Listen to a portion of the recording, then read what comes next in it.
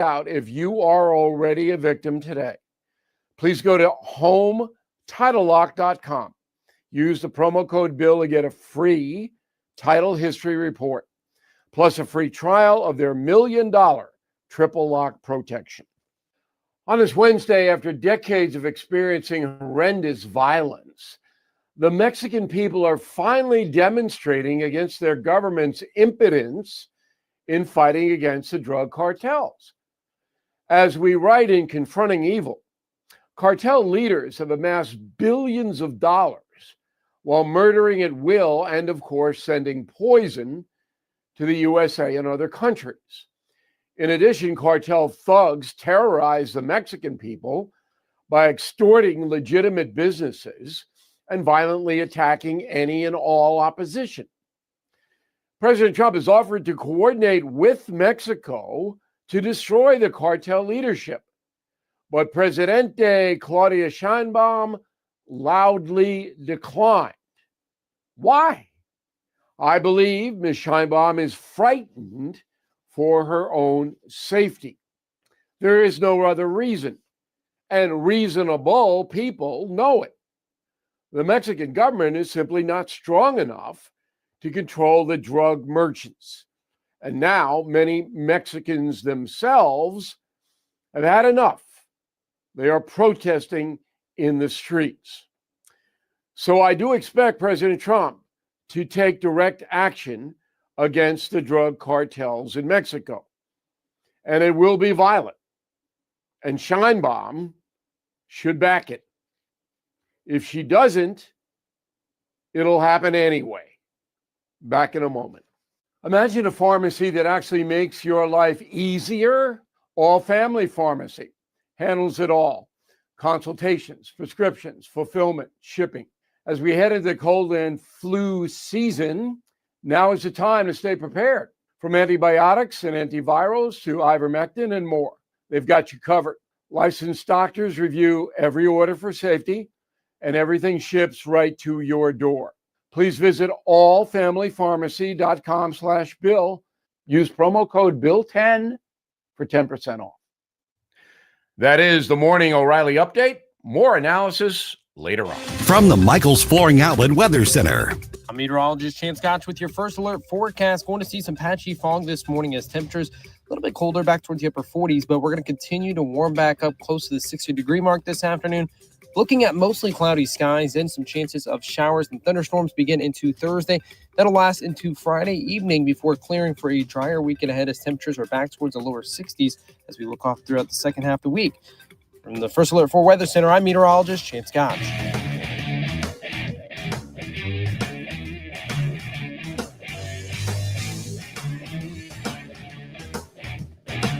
There's a lot to talk about today, St. Louis.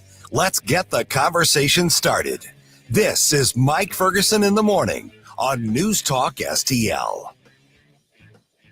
Okay, what do you make of the entire Epstein vote situation? What's going on at the Capitol after everything that happened yesterday? We're going to get to that here in just a little bit. These are big questions that are going on. Hey, good morning.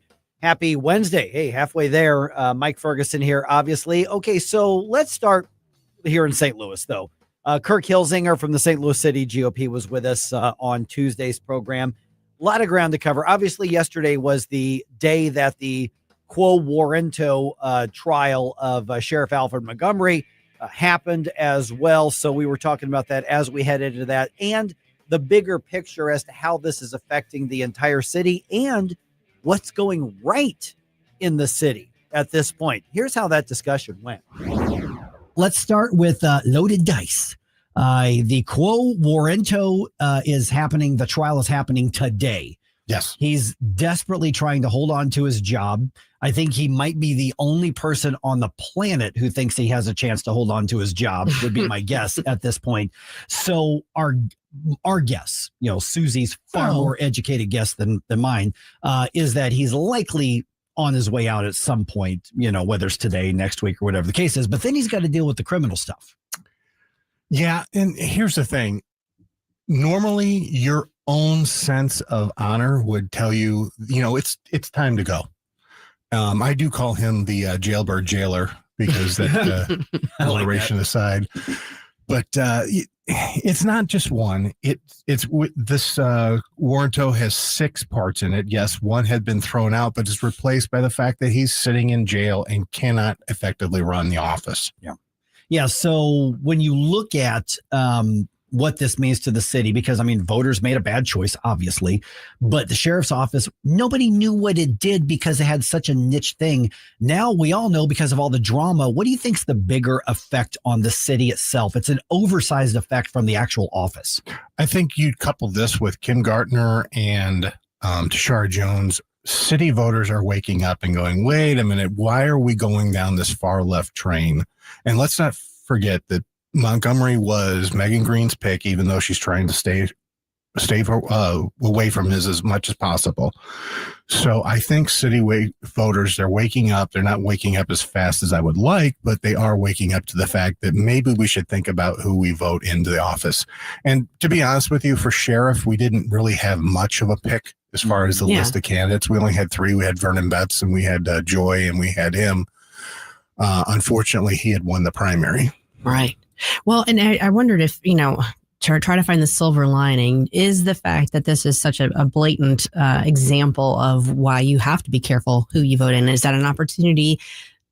I mean, even for the GOP in this city to at least get behind and help promote candidates who are better qualified and more likely to be more focused on actually doing their job instead of either lining their pockets or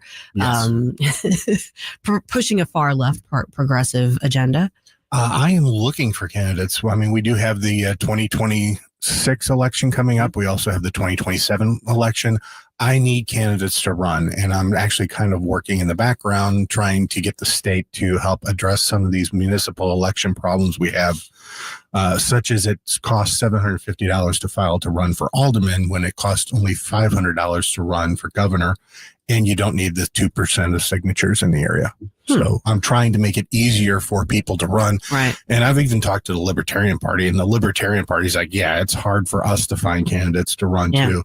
So we do need better we need more choices, and we need better choices to fill these spots. Yeah. I did not know there was $750 to run for alderman in St. Louis. 1% of the salary. It's $1,600 to run for mayor. It's $2,100 to run for comptroller, and $800 to run for board of alderman president, which please, somebody run for board of alderman president. Yeah. I mean, that's the thing. Megan Green seems to be burning bridges right and left, but still, she's the establishment. She's the machine right now. Yeah. Right. She is that wing of the party, the Rashid Ulrich, the Sonny, Alicia Sonnier, and and the Annie Schweitzer wing. Yeah. And Sam Page too. Oh yeah, that's an interesting thing. It's an interesting thing because Page and Tashara Jones had such a close working relation. They literally were trying to negotiate and become the co-mayors of a unified entity at one point. Well, they were very much for the merger. Oh yeah. Yeah, without a doubt. Okay, we're visiting with Kirk Hilsinger from the St. Louis City GOP. Okay, but let's talk about something going right. Yes. So the mayor announces her pick to replace Sarah Russell. And this guy, I would say, is overqualified for the job. I mean, they got somebody that had to be beyond their wildest dreams if all they were looking at is somebody who's qualified to run a city emergency management agency. There's the pick, which appears by all accounts to be a really good one. But then there's the bigger question, Kirk. What does this tell us about the direction City Hall is going right now when it comes to public safety? It really frustrates me because I can't condemn Kara Spencer for this pick. It's like she's not checking boxes like Tashara Jones used to do. This person on paper, my gosh, looks more qualified to be in city office than any other city office that I've seen. So I am excited to see this. I'm hoping that he, number one, gets all the sirens fixed in the area. I don't see him from his military background leaving the post when a storm is coming to go to an offsite meeting like the previous one apparently did. And it's very Like I said, it's very frustrating for me because this seems to be like a stellar pick. Yeah. So let me follow up on that. And I alluded to this earlier. Tribalism, Kirk. Tribalism. I know. Kara Spencer and I are on opposite ends of the political spectrum. Yes. But I saw her in action just a couple days after the storm in May. And at the time, just observation, I was like, she cares about what's happening here. She wants to make this right. How do you handle that? How do we handle that politically when somebody who is of the opposite party and very different ideas overall from an ideological standpoint, but it obviously pays to work with someone who is competent and is inviting competence in their other roles in the city. There's room to work with, I guess, was my point there. There's room to work with somebody even if you're ideologically on a very different part of the spectrum, right? Well, I mean, it even comes with our own party. You work on the things that you can work together on. I mean, the snow removal, the emergency warning, bolstering up the police department, addressing fire, addressing the public schools, addressing EMT. The thing that when I pay my 1% earnings tax, which I scream about all the time. We're talking about that in just a second here. Yeah. I would love to see that money going for something other than woke, crazy stuff. I want to see basic city services. And it doesn't matter if you live in the city, if you work in the city or visit the city, the city should have some level of basic city services that we all come to expect no matter where we live. Right. Okay. So let's talk about the earnings tax. That is up for renewal in April. So you can expect the city is probably going to do a big push to get it renewed. It's passed comfortably in past elections, but there's a lot of frustration. What's going on? Do we have a chance to end the earnings tax at this point? Because then obviously the wailing and the gnashing of the teeth because of all the slush funds. But the reality is this is economically hurting the city. It is. The second highest reason that businesses are closing or choosing not to enter into St. Louis City is that 1% earnings tax. And we've had problems with it from the work from home people. We've had And people are starting to ask, what is my money going for? Like every responsible consumer should ask. I was in I think about 5 years ago, because that's what was coming up, in a state committee meeting where they were exploring, what do you do when you get rid of that state earning or the city earnings tax? And the person in charge of the city budget just kind of stared and just say, I don't know. They don't have any contingency plans for what happens if this tax goes away. I think the city starts needing to figure that out. They also need to address the 99% different tax zones inside St. Louis City to make taxes, sales tax more uniform. And there's other ways of collecting revenue than that 1% earnings tax. Yeah, and that kind of ties into what I was going to ask, because I think you said it's the number 2 reason that drives people away from the city. And number 1 reason I'm going to go out on a limb and guess is crime. Correct. Mm-hmm. And so how do you counter the argument? Well, we need the income, we need the revenue to help, fund policing and law enforcement and help combat the crime. Look at the board bills and look at what they choose to spend money on. Yeah. I equate it with a mad teenager that has daddy's credit card. They don't realize that every dollar that they collect in taxes came from someone's hard work and sacrifice, whether it be the physical work they do or selling off of their assets. Mm-hmm. Yeah. And also the best way to deal with your revenue issues, expand the tax base, be a city that businesses and residents want to go into instead of 50 to 100 a day moving out of. Like I tell them, it's a volume deal. Yeah. You want to work on volume. All right. So last couple minutes, we've got Kirk Hilsinger from the St. Louis City GOP. You got a party coming up. Yes, we do. December 11th. And I know it conflicts with a very important party that I would have loved to go to, but this is more for me. I have to, we're having it. It's our annual Christmas party. Look, maybe we'll Zoom the parties together. You know what? We because could probably do that's that. what News I am Talk is a little having bit technical on that, but it's at Pietro's, which is a fabulous place. Very good food. It's $50 a ticket. We're taking cash, check, or charge, and we will have a link on our website that you can buy tickets through. We're also this year collecting toys for tots. So if anybody wants to bring an unwrapped toy, please please do so, and I will personally take them to the Marines to distribute out to a deserving You family. doing like the raffles and all that sort of stuff? We're doing silent auction. Silent auction. So last year I gave away a leg lamp, which Debbie McFarland in St. Charles. I was happy she got it. Gilet. Yes.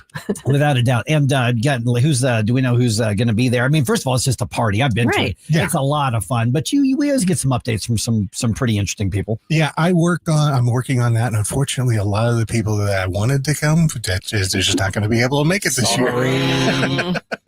What he's referring to is this the same night that News Talk's party is. Sorry. We'll record a video message for everybody. That's right. Yeah. We'll do it that way. All right, Kirk, let's do the website and give that out for everybody. It is stl-gop.com. Okay, 314-912-1019. Obviously, there's a lot going on. By the way, 6:35, so less than an hour, about 45 minutes from right now. Niles Stevens from Mo Tax Relief Now going to be on the program. Man, there are some leftist organizations like school districts that are really angry that they're not getting all of their tax increases. I mean, they are really complaining about everything from the senior tax freeze to voters saying, no, I'll keep my money. Thank you very much. So we'll get into their reaction and also what's next. And don't forget the food drive in full swing. Details at newstalkstl.com. This is 1019 and 94.1 News Talk STL.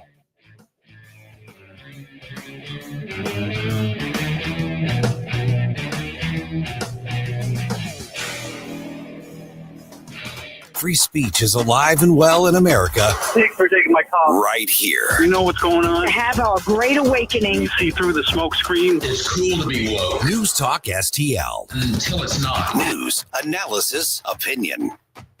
Life's legal challenges deserve experienced representation. For over 15 years, Cole Combs, attorney at law, has been serving St. Charles and surrounding counties with comprehensive legal expertise. From tax preparation and estate planning to family law and criminal defense, Cole delivers personalized solutions for your unique situation. You have traffic tickets, need a business formation, real estate matters, one call will handle it all.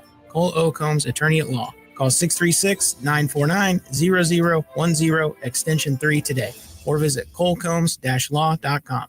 If you're considering an annuity as part of your retirement plan, we need to talk. Hi, I'm Bob Stockdale, Senior Vice President Investments with the ClearPath Wealth Management Group at Stifel and host of On the Money Saturday mornings at 9 on News Talk STL 1019. Annuities can be a useful tool for some retirement investors, but not all annuities are created equal. Every week, we meet clients who own complex annuities that don't suit their needs and, in some cases, actively undermine their retirement plan. Before you purchase an annuity, get a second opinion from the ClearPath Wealth Management Group at Stifel. Requesting a consultation is free of charge. To request a free consultation, contact us at clearpathinvesting.com. That's clearpathinvesting.com, or call us at 636-695-2650. That's clearpathinvesting.com or 636-695-2650. Stifel Nicholas and Company Incorporated, member NYSE and SIPC.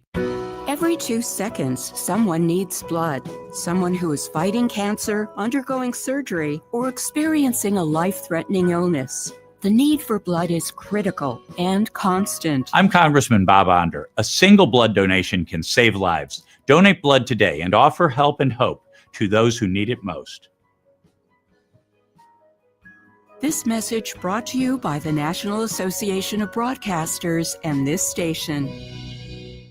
People ask all the time, who the heck is Low Cost Airlines? Well, we're not just one airline. When you're talking to us, you're talking to everyone. We are the discount supermarket for all airline tickets. Plus, we have all the airlines and always have the best prices. American, Delta, United, plus all the specialized international airlines and a lot more. And we make it easy. We guarantee you'll talk to a live human in 60 seconds. You can have the rate you need and have your trip booked in 5 minutes. Now, how cool is that? And remember, when you're talking to us, it's like talking to every single airline available with one fast phone call. All you need to do is call and find the best prices to fly wherever it is you want to go. So are you ready? Call Low Cost Airlines right now. 800-515-2397 800-515-2397. 800-515-2397. That's 800-515-2397.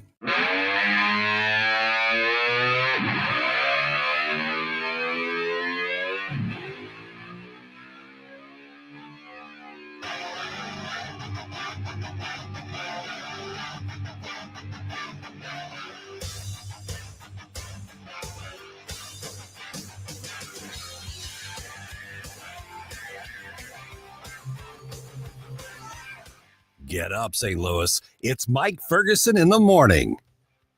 All right, it's up to President Trump now. Let's go. Yep. Okay, so I think there's a lot of really interesting dynamics happening with the Epstein stuff. Mm-hmm. You know, one, it's interesting how so many on both sides just now want this. They've wanted this to go away for a long time. I think this is one of those rare cases where there were enough people across the political spectrum and the ideological spectrum went, no. We want to know what the truth is. So almost unanimously, Congress passes this, within hours. Wow. 427, I think, to 1 in the House. And then the Senate just said, we're not even going to bother recording votes. Unanimous consent, meaning as far as they're concerned, it was 99-0 or 100-0. Whatever. Nobody is on record as voting against it. So now goes to President Trump's desk. So obviously we're going to have, a lot on this in the news dump here in just a little bit. But there's a couple things that I'm now wondering about when we ask the question, what's next? One, will we actually get the files? Will we actually get them as promised? Now, there's a couple different things. On one extreme, it could be damning for a lot of really important people, and there's justice or whatever the case is, or they could truly release everything, and we're like, not much there. Yeah, I'm okay either way. Just tell us the truth, and if there's a lot and powerful people need to be taken down, good. Then let's go through the hard work of doing that. And if, it turns out that, well, it's not a nothing burger because there were a lot of victims, but it really was just limited to a few perverts out here and we got them. Okay, I'll consider that good news that we got the ones who need to be got. Yeah. I doubt that's the case because I don't think an entire establishment in both parties fights something like this for so long for there to not be anything there. But at this point, Congress, one of those rare occasions where they did the right thing in a massively bipartisan way. Now the question is, do we trust the government to follow through once President Trump signs this, which he's indicated he's going to do?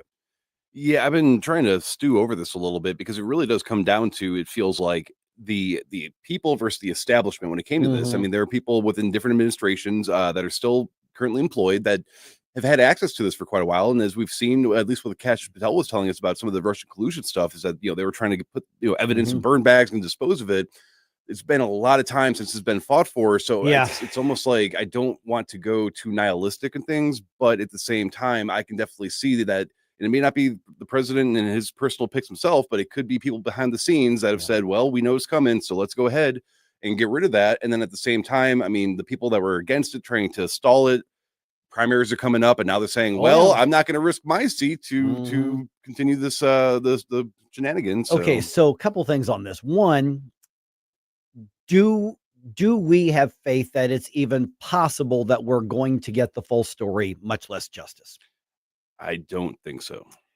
I'm going to naively hold out hope that we can, and then possibly be proven wrong. I do think what you're describing is what, Vivek Ramaswamy and others have called the deep state and administrative state. So that's a very, very real thing. It's there. Do I think we're going to get everything? No. Do I think powerful people are still being protected? Yes. Do I think it's all Democrats or Republicans? No. Nope. I think I don't know that.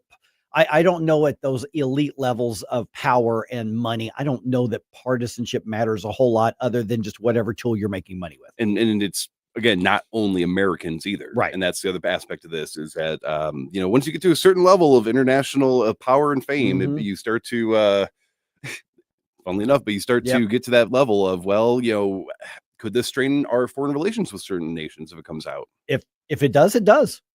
Yeah, you know, I agree. If it does, it does. I mean, that's where, you know, we need to follow where the truth is.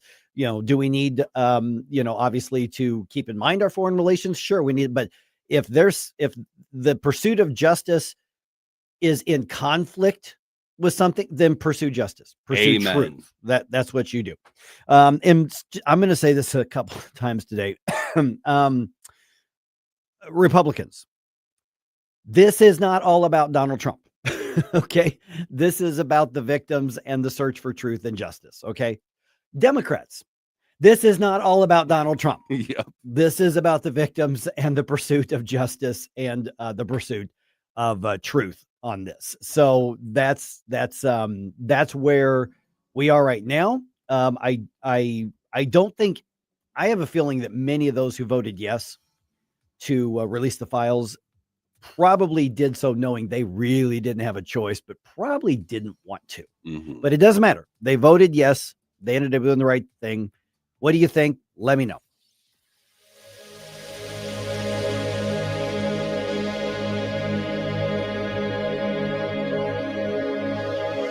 Concerned about the condition of your windows driving up your energy bills? I was too. It's only called STL Windows and Doors. Their Provia windows combine old world craftsmanship the professional way, the Provia way, with over 65 years of combined experience, locally owned, offering competitive pricing and personalized service that the big box companies can't match. Call today for your free in-home estimate and start saving tomorrow. 314-277-5952 or stlwindowsanddoors.com. Is your pup in need of a spa day? At Pretty Little Paws, we believe grooming should be a stress-free, tail-wagging experience. Our one-on-one, fear-free grooming ensures your furry friend gets the gentle, personalized care they deserve. No noisy kennels or long waits, just love, patience, and expert grooming in a calm, relaxing environment. Because a happy pup means a happy you. Pretty Little Paws, with 2 locations in O'Fallon and St. Peters. Visit us online at prettylittlepawsgrooming.com. I'm Dr. TJ, owner of the Institute of Natural Health, co-owner of Optimal Nutraceuticals, and the host of Wellness One. Wellness One is designed to cut through the nonsense and provide you common sense, science-based information regarding health and wellness. On the show, we discuss topics like thyroid health, gut health, hormone optimization, and many others. Our show airs Saturdays at 10 a.m. and 2 p.m. and Sundays at 11 a.m. and 3 p.m. right here on NewsTalkSTL. And you can visit us at inhstl.com. That's inhstl.com. Why leave your company's story to chance? In today's digital world, video content isn't just an option. It's essential for your success. At Blue Ocean Media Group, we've spent decades crafting compelling visual stories for businesses just like yours. From concept to completion, our award-winning team transforms your vision into powerful video content that connects with your audience and drives results. Don't trust your brand to amateurs. Partner with Blue Ocean Media Group. Visit blueoceanmediagroup.com today, and let's bring your story to life. If you turned 65 recently like me, it's important you find a Medicare Advantage plan that gives you the coverage you're looking for. But finding one can be difficult. The best thing I did, and I suggest you do the same, is call a licensed insurance agent and let them walk you through your Medicare Advantage plan options. There are so many benefits you have access to. So make the call now and let the representatives explain everything to you. Our licensed insurance agents can offer you a variety of Medicare Advantage plans. Plus, the call is free, the information is free, and there's no obligation to enroll. We're here to make it easy for you to select a Medicare Advantage plan that may work for your needs. Finding a Medicare Advantage plan can be easy if you do what I did. Make a quick call right now to learn more. Thank you. 800-439-7851. 800-439-7851. 800-439-7851. That's 800-439-7851. KLGY HD3 Clayton, K270BW Belfast, KNBS Bowling Green. This is News Talk STL at 1019, 94.1, and always streaming at NewsTalkSTL.com. This hour from Town Hall, I'm Rex Thomason. First, the House, then the Senate passed the bill directing the Justice Department to release all of the Jeffrey Epstein files. President Trump says he will sign the bill, although he calls the Epstein matter a Democrat hoax meant to distract from numerous Republican accomplishments since he returned to the White House. The president's formally designating Saudi Arabia a major non-NATO ally. The president made the announcement at a White House dinner for the kingdom's crown prince, a move that aims to elevate the military relationship between the two countries. While the designation is largely symbolic, it does provide foreign partners with certain benefits in the areas of defense, trade, and security cooperation. Correspondent Ken Lorman. The Crescent City looks like you are next. Sources tell AP 250 federal border agents are set to descend on New Orleans in the coming weeks for a 2-month immigration crackdown. Dubbed Swamp Sweep, the operation aims to arrest some 5,000 people across southeast Louisiana and Mississippi. Correspondent Ben Thomas. A setback for Republicans in a redistricting case out of Texas. A panel of 3 federal judges has blocked Texas from using a new congressional map that Republicans drew in hopes of picking up 5 U.S. House seats. In a 2-1 ruling Tuesday, the judges in El Paso sided with opponents who claim Texas redrawing of congressional districts would harm Black and Hispanic residents. Texas filed an immediate appeal with the Supreme Court Tuesday evening. Jason Walker reporting. Stock futures have been moving higher so far this morning on Wall Street. The Dow futures are up 80 points. NASDAQ futures ahead 125 points. More on these stories at townhall.com. This is Dennis Prager for AmFed Coin and Bullion. There's something about the feel of a gold coin in your hand and the way the light reflects off its intricate details that has always captivated me. Nick Grovich, AmFed's owner, turned that same passion into his livelihood. Nick began collecting coins as a teen, and that interest grew into a nationally respected business offering only the finest quality coins at the most competitive prices. But the truth is that although Nick is a rare coin dealer, he doesn't believe in rare coins. Rare coins do not make sound investments, but they do make dealers a lot of money. See, that's part of what I respect about him. AmFed specializes in buying non-performing numismatic coins and turning them into gold or silver investments that provide liquidity and perform competitively against the market. Whether you're buying or selling, call 800-221-7694. That's 800-221-7694. AmericanFederal.com. From the Michaels Flooring Outlet Weather Center. I'm meteorologist Chance Scotch with your first alert forecast. Going to see some patchy fog this morning as temperatures a little bit colder back towards the upper 40s, but we're going to continue to warm back up close to the 60-degree mark this afternoon. Looking at mostly cloudy skies, then some chances of showers and thunderstorms begin into Thursday. That'll last into Friday evening before clearing for a drier weekend ahead as temperatures are back towards the lower 60s as we look off throughout the second half of the week. From the First Alert 4 Weather Center, I'm meteorologist Chance Scotch. This hour of News Talk STL brought to you by Chris Cooper and Serenity Wealth Management. Discover little-known strategies that could be the difference between choosing the care you deserve or having someone else decide it for you. Get a free copy of Chris's book at serenityltc.com. Tim Jones here. I am beyond thankful this Thanksgiving season for God, family, friends, country, and all of you in News Talk STL Nation. Hi, it's Ken Williams, and for this Thanksgiving season, I'm most thankful for good health for everyone, my family, my friends, and you. News Talk STL, celebrating family and friends this season of Thanksgiving. Brought to you by Best Buy Flooring, DiGregorio's Food Products, and Golden Chicken. I'm Missouri Attorney General Catherine Hanaway. Fraud and scams can strike anyone. My office works to ensure that Missouri is free from deception and unfair practices. Last year, we handled over 65,000 consumer complaints and returned more than $400 million to Missourians. If you've been a victim of fraud, call 800-392-8222 or visit ago.mo.gov. Paid for by the Missouri Attorney General's Office.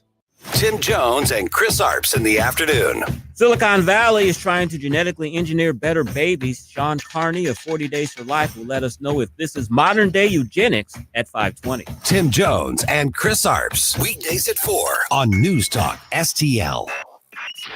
Mike Ferguson. Well, I'm sick and tired of smart guys. Susie Moore. Get out of here and stop playing victim. Get up, can't you hear the alarm? Get up, St. Louis. We have federal regulations that prohibit hunting ducks, and yet it's legal to hunt humans. Mike Ferguson in the morning. on News Talk STL. This is your cousin Doc. All right, it's a tale as old as time. I mean, I think they probably written children's stories about it. Song as old as rhyme. Yeah, you grow up, you get elected, you then become a stock market expert, and you make a bunch of money. It's just a tale as old as time. That's how it works. Oh, that tale. It's the old American dream. Okay. I remember that from Mother Goose. Right. Grim. 606 right now.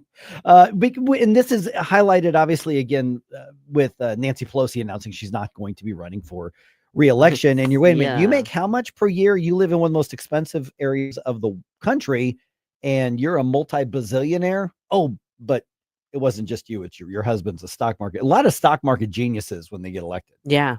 Yeah. So Funny how is that there going to be something done about that? We're now joined by Dan Savickas from the Taxpayer Protection Alliance. And just a little bit later on, you're actually going to be testifying about this in Congress today. So Dan, appreciate you joining us here. Let's talk about the reality, because there are some people say, hey, these are smart people. They get elected. They can, if they're smart in one area, they can be smart in another. They just may be smarter than the rest of us. And there's others who say, hey, let's look at reality. Nobody bats 800 in the major leagues. I mean, let's not kid ourselves on this. What's actually happening right now? Yes. So Congress is currently governed by a law called the Stock Act, which is supposedly meant to prohibit insider trading within Congress. But in reality, what it does is give members of Congress a slap on the wrist for activity that would otherwise be illegal for private citizens like you or I, where you mentioned Nancy Pelosi's all-time stock trading performance. If she gets caught in violation of the Stock Act, the penalty is a $200 fine, and you have to report what you did 45 days after the fact, which is small potatoes compared to the money that she and a lot of other members of Congress are making trading off of the information they have access to. And so many members of Congress are vastly outperforming the stock market. And like you said, we could say that that's just because they're geniuses, or because we assume they're trading off of the non-public information that they routinely get access to in the course of their daily work. Dan, we've heard conversations about this for years. Different Congress people have pushed either reforms to this act or a new version of it that would really clamp down on this, and it never really seems to go anywhere. What do you think? There's a chance? Are you saying there's a chance this time there might be some reforms? Well, I think there's a chance. I think the fact that they're having this hearing that I'll be testifying at in just a few hours is an encouraging sign. And recently, a bipartisan group of lawmakers, spearheaded by Representative Chip Roy of Texas and Representative Alexandria Ocasio-Cortez of New York, introduced a bill called the Restore Trust in Congress Act, which would just outright ban members of Congress from trading stocks altogether. No reporting requirements, no $200 fine. It's outright banned for them and their immediate families. And when you can get members of Congress like Chip Roy and AOC on the same initiative, that should tell you something, that we've crossed the Rubicon here. And you look at any polling, most recent polls show 86% of Americans support such a measure. There's as much momentum as there's ever going to be for something like this. If the time's not now, I don't know when it is. So Dan, I mean, members of Congress, Congress critters have a right to invest and have a retirement plan and all that sort of thing too. Is there some way outside of an outright ban you can't invest or trade stocks what obviously is getting information the rest of us can't? Is there somewhere in there that because in theory they're going to go back to the private sector someday, but is there a way to possibly avoid a possible legal challenge saying, hey, I've got a right to grow my money too. I've got a right to invest too. Just because I'm in Congress doesn't mean I give up my right to make money. So is there somewhere in, I wouldn't want to say the middle, but somewhere in there that could be a way to establish and keep integrity while also allowing people to get elected to office and also still plan for a retirement? Sure. As I understand the text of the Restore Trust in Congress Act, members and their immediate families would have to put the money in a blind trust to be managed by a trustworthy outside third party, and they don't have access to information about where that account's invested, what's going on, and upon leaving Congress, they get access to it. So they can still have their money invested and make decent returns. It's just not being managed by somebody that has access to non-public information. And as the bill suggests, would restore trust that members of Congress are actually acting in the interests of their constituents rather than trying to enrich themselves. All right, Dan, I have to confess my naivety or my ignorance, because I swear I thought that that was already something that we're supposed to be doing. Like, I remember when Kelly Loeffler was the senator from Georgia, that was a big deal, obviously, because they had substantial means. And there was a big thing about her assets being put in a blind trust. Is that something where that's only applying to some of the members of Congress right now, and this would make it, applicable to all of them? Well, some members choose to do that, to establish that trust and rapport, and there are a good handful of members of Congress who do not have stock portfolios and do not trade publicly. And that's great for them, and we wish there were more of that. But right now, the law does not require that. Gotcha. Yeah, I mean, the blind trust seems to be like a pretty reasonable restriction, giving what the members of Congress have access to. Does there seem to be an appetite for that? Because what you're going to be doing is asking members of Congress to put themselves in a more restricted position. Does there seem to be an appetite for that right now? Again, like I said, the vast bipartisan coalition that Chip Roy and AOC have pulled together indicates to me that there is an appetite for that. The question is, does congressional leadership have the appetite for that? You pointed out in the lead up to this that Nancy Pelosi is one of the more successful members of Congress doing this, and that's because leadership has access to the most information of all. So the people that actually have control of the calendar and are able to bring this bill up for a vote or to give it a committee hearing, those members actually have the most to lose by doing that. So even though there may be overwhelming support amongst the rank and file members, leadership might actually slow walk this. So there's an appetite for sure. Whether or not it actually gets across the finish line, that remains to be seen.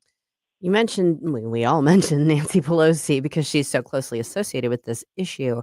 But if I'm remembering correctly, there was also an act introduced not that long ago called the Pelosi Act. Maybe Josh Hawley was I think one it of was the Josh Hawley. Yeah. sponsors of that. Did that just kind of die on the vine, or is that something that's kind of being incorporated into this newer version that's being proposed by Roy and Ocasio-Cortez?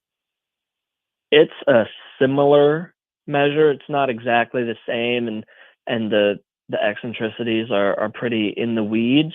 But I think, as you mentioned, the fact that it was called the Pelosi Act makes it very difficult for this to become a bipartisan part of her legacy. Come on.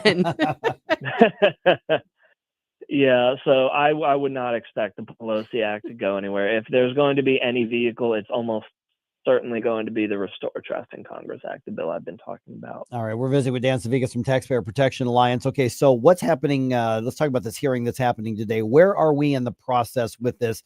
Is this just truly the introductory groundwork part of this, or are we nearing some phase where this could go to a full House or to a much larger vote? Where are we in the process right now?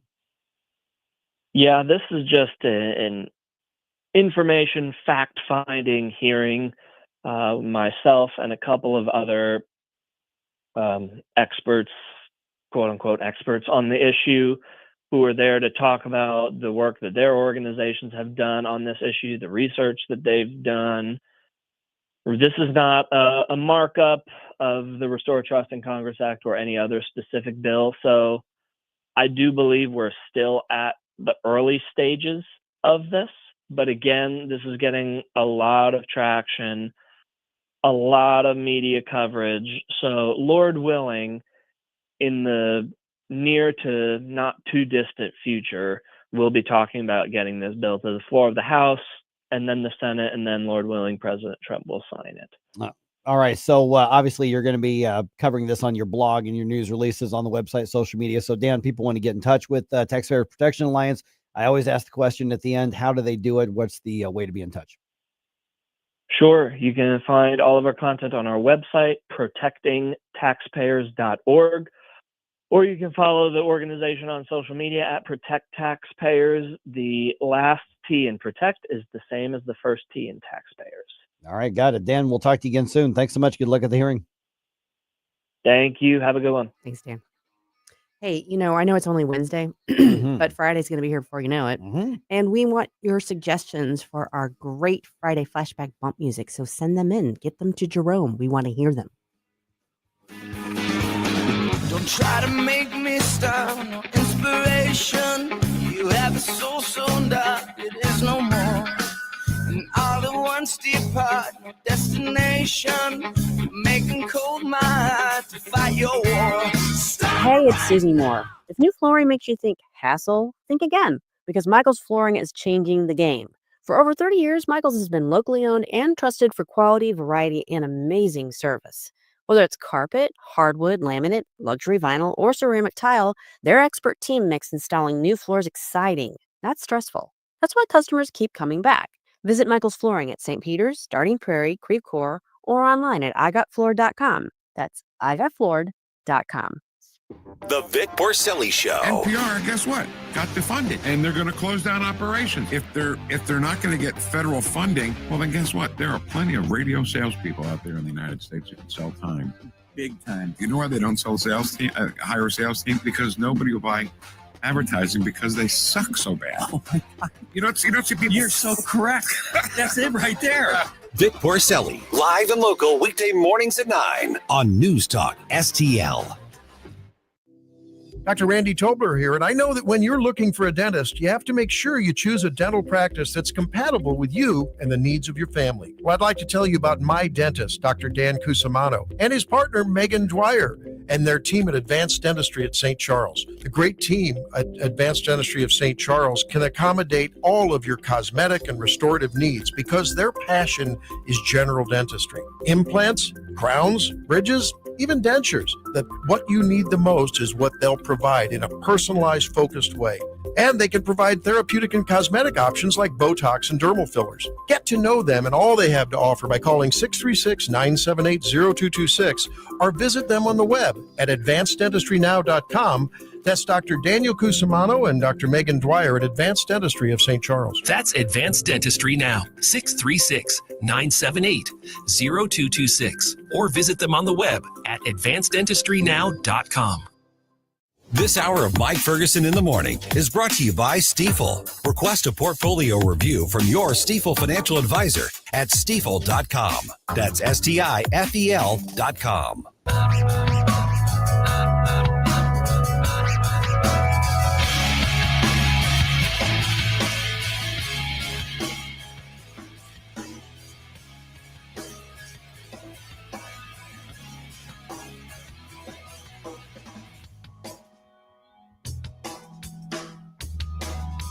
Hey, folks, it's Chris Salcedo, your liberty-loving Latino on Newsmax. Hey, everybody likes Mike. Mike Ferguson in the Morning. Make sure you check it out. News Talk STL. All right. The Epstein Files bill heads to the president's desk. So the question now is, what's next? And the trial that was, then wasn't. Yeah. And then we'll start up again today, at least in theory. The drama surrounding the sheriff continues. This is just like, it's like, of course this happened. You never have too much, you Alfred. just can't. No. And a 35,000-pound baseball glove becomes a new landmark today. That's heavy. Oh my goodness. The thing is massive. All right. 6:20 right now. Let's go ahead and dump some news on you. Successful dump. Wake up, America. It all worked out. They got all the news. The morning news dump. On this vote, the yeas are 427, the nays are 1. 2/3 being in the affirmative, the rules are suspended, the bill is passed, and without objection, the motion to reconsider is laid on the table. All right. The vote passes nearly overwhelmingly. Congress approving the bill to release the government files on convicted sex offender Jeffrey Epstein. Acting with lightning speed on Tuesday, the House and Senate approved a bill requiring the Justice Department to publicly release the files. The congressional action happened on a single day after months of delay and attempts by President Trump not to release the documents. Since taking office, he had denounced the Epstein matter as a hoax pushed by Democrats, before saying last weekend that Republicans should approve the bill. Greg Clugston, the White House. And shortly before that vote, we actually played a little bit of it live here. There was a rally with several of the survivors of Jeffrey Epstein's, of his crimes. Among them was Annie Farmer, and she had this to say. This is not an issue of a few corrupt Democrats or a few corrupt Republicans. This is a case of institutional betrayal. Because these crimes were not properly investigated, so many more girls and women were harmed. And really, that's what I think we are at risk of losing, Susie, is the focus on this is about the victims and about the justice and about the crimes, not about the politics. Oh, you mean there were people actually hurt by this? Yes. Oh, yes. yeah. That has been kind of lost in the discussion. Just slightly. A little bit. Mm-hmm. So the president's indicated he's going to sign Yeah. this bill. And then the question, I mean, we're seeing a lot of conversation on social media. Do we actually believe we're going to get what they're supposed to release? Well, I have an answer. Okay. Sort of. In terms of the mechanism here. Yes. Once the bill is signed, the AG has 30 days to turn over, and it's a pretty broad swath of material. Basically, everything that the Justice Department or the FBI or the U.S. Attorney's offices have relating to Epstein, Maxwell, the investigations, that sort of thing. There are some exceptions carved out as far as redactions and things that can be withheld for victim privacy purposes. There's a couple, and they're spelled out. It's a one-page bill. Yeah. So you can actually just go read it yourself, and it's not so filled with legalese that you can't figure it out. Yeah. But so it's got a 30-day window in which this material is supposed to be gathered together and made public, publicly available and searchable. Yeah. And then within 15 days of releasing it, the AG is supposed to report to Congress, this is what was done, anything else that needs to be specified. I mean, basically would they be permitted to withhold anything other than the victims' names, or does this say you have to put it all out there? No, it's pretty extensive as far as putting it all out. There's the exceptions are there's like 6 of them, and they make sense. And I can pull them up here. Yeah, It's gonna take me victims. just a second. Victims. The victim's identity was the obvious one. But there's a few others. It's personally identifiable information of victims or victims' personal medical files, that sort of thing. Anything that depicts or contains child sexual material, exploitation material. Anything that would jeopardize an active federal investigation or ongoing prosecution, providing that such withholding is narrowly tailored and temporary. Yeah. See, that's the thing is just before this vote, the DOJ announces, okay, we're going to start investigating some of this. That's true. Yeah. That's true. But even so, when you're talking about it, most of what you're talking about is, going back, numbers and numbers of years. So I mean that I understand that could be a carve out that people have some concerns about, but I also understand the need to include that because if there is actually an active investigation, that does need to be withheld. Yeah. So we'll see. I mean, they've got to basically like outline what was withheld without, disclosing it, like the nature of what was so withheld. really there's 2 decision points right now for the powers that be. And one is the obvious to release and follow it and not withhold things, and 2, the decision as to whether or not you're going to make sure that you are trying to rebuild trust in the institution of government that so many people have lost because of stuff like this and including this. Right. And that's not partisan, that's both sides. Oh yeah. Yeah. No, it's sorely needed is what it is. But I mean, the bottom line is there's going to be a lot of people that are never going to be satisfied that we've gotten the full story, and understandably so. Right. And there's some people that are going to be like, okay, we already pretty much knew most of this, Mhm. whatever. I don't know that it's realistic to expect there to be massive bombshells. Let me Right. put it that way. Yeah. I think if we just feel like they followed through and released the information, that's going to go a long way. If a lot of people still suspect that you're still finding ways to hold on to it, then that's going to create even more divisions and mistrust. Right. Yeah, it's not been handled properly, really from the get-go. Oh, yeah, without a doubt. Okay, one of the trials of Sheriff Alfred Montgomery, because we need to narrow them down, that was stopped before it started on Tuesday. The sheriff was unable to get to the court. I shouldn't be laughing. The sheriff was unable to get to the court due to being in federal custody on multiple criminal charges.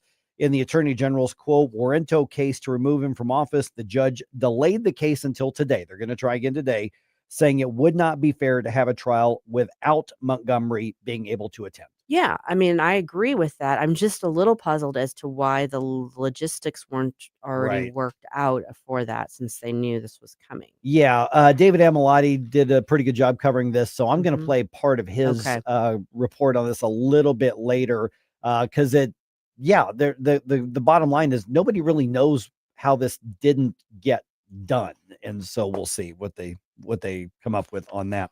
Okay, this is interesting here. Illinois is now issuing digital IDs that can be added to your Apple Wallet. Yeah, that are actual legal as IDs. No, thank you. Yeah, but that's as of today, they're issuing those. The Secretary of State's office says the digital IDs will be usable at identity readers and valid as a form of ID, even at TSA checkpoints, and they can be set up to use Face ID to authenticate. The system will soon be compatible with Google and Samsung wallets. State officials say this is not a replacement for physical driver's license or ID cards, though you will still need to carry that. But you can use this as ID where somebody says, okay, can you show your ID because you're, I don't know, wanting to buy booze or whatever the case is. You can show that, and that's supposed to be accepted in place of the physical ID if you'd rather do that without handing your card to somebody else. What? Yeah. Was there like a big call for that? Like why? Yeah. Why? I mean, you still have to have your ID, your Yes. license on you. Yeah. So why is this an advantage? What advantage does this give you? And what, setting aside the creep factor? I'm actually trying to think of ways that this could be of any sort of benefit or use. I mean, I guess, okay, so areas where there are long queues, like lines of people that all have to have their IDs ready, it might speed up and make more efficient and potentially reduce costs that way just by having to scan your ID. But ultimately, this just seems like you're creating a database for a Chinese-style surveillance state. That's really what it seems like to me. I mean, I'm already in the database. I realize that, but I don't want to make it easier. We've been watching you. We know. Sure. Yeah. I'm well aware. Yeah. It's something about this seems weird to me. Like, why? Yeah, no, I'm the cogs are turning, but it just nothing's coming. I mean, Yeah. because you still have to have for traffic stops, and that would be where I would Right. imagine the best use of this would come in is to say, here, I am who I say I am. You just, here, officer, scan my phone, and now you can see. And yeah, I haven't run into circumstances where it was like, oh shoot, I need a digital ID. Yeah. So basically, like if you go do that suspicious thing of buying cold medicine, apparently you can like hold your phone up and they can scan that to track your purchase instead of having them scan your physical ID. Because that makes all the difference in the world. I don't get it. yeah, and I mean, people still steal people's phones. If you leave your phone at home, now you're without. I mean, I guess that's true for physical ID as well. Just I don't know. I've been asked to upload a picture of my driver's license. Sure. Like on one occasion. I've never been asked for something that would make me think, oh, I need a digital ID. Yeah. I don't get it. Yep. All right. A 35,000-pound baseball glove will be hoisted to the top of a building in Maryland Heights today. Have you driven by there up there on Westport Plaza Road? You seen that? Susie, have you seen that? I have. The massive size of this thing. Oh my goodness. It is huge. So that massive Rawlings gold glove is going to go on top of the company's headquarters in Westport. They're planning to do that today. It looks like the weather's going to be cooperative. They can do that. One of the largest cranes in the world had to be brought in to complete that project today. This thing is just stunning. All right, and the Blues take another loss. The Maple Leafs find the net in overtime to finish the game. Final score 3-2. Blues have now lost 4 of their 5 games this month. Oy. Yikes. Road trip continues on Thursday. They're going to be in Philadelphia. Okay. Mike. What day is it, Mike? From the Michael's Flooring Outlet Weather Center.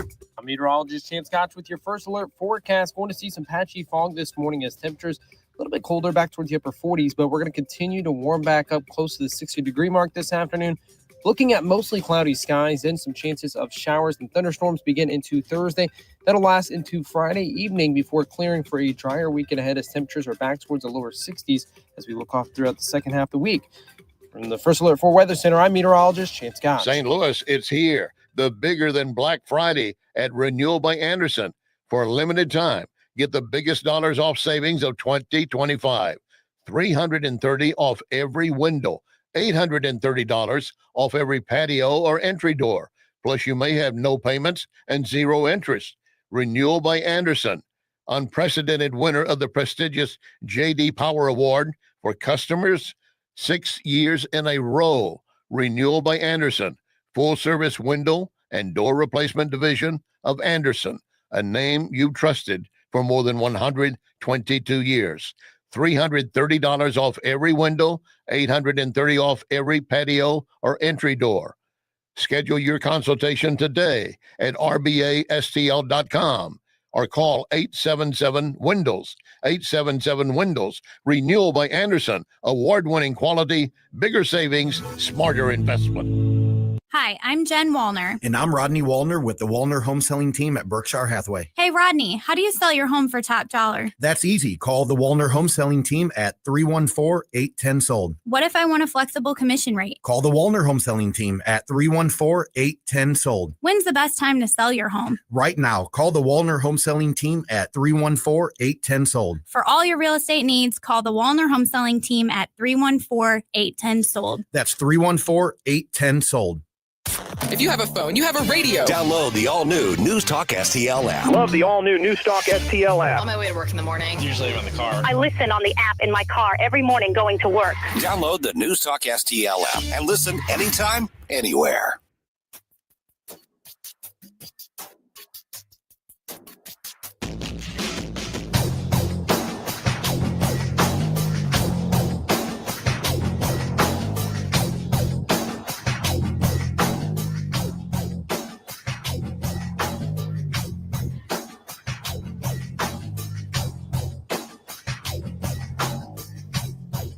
Hey, this is Vince Colonnese. I'll talk to you tonight at 8. But now back to the Mike Ferguson in the Morning Show on News Talk STL.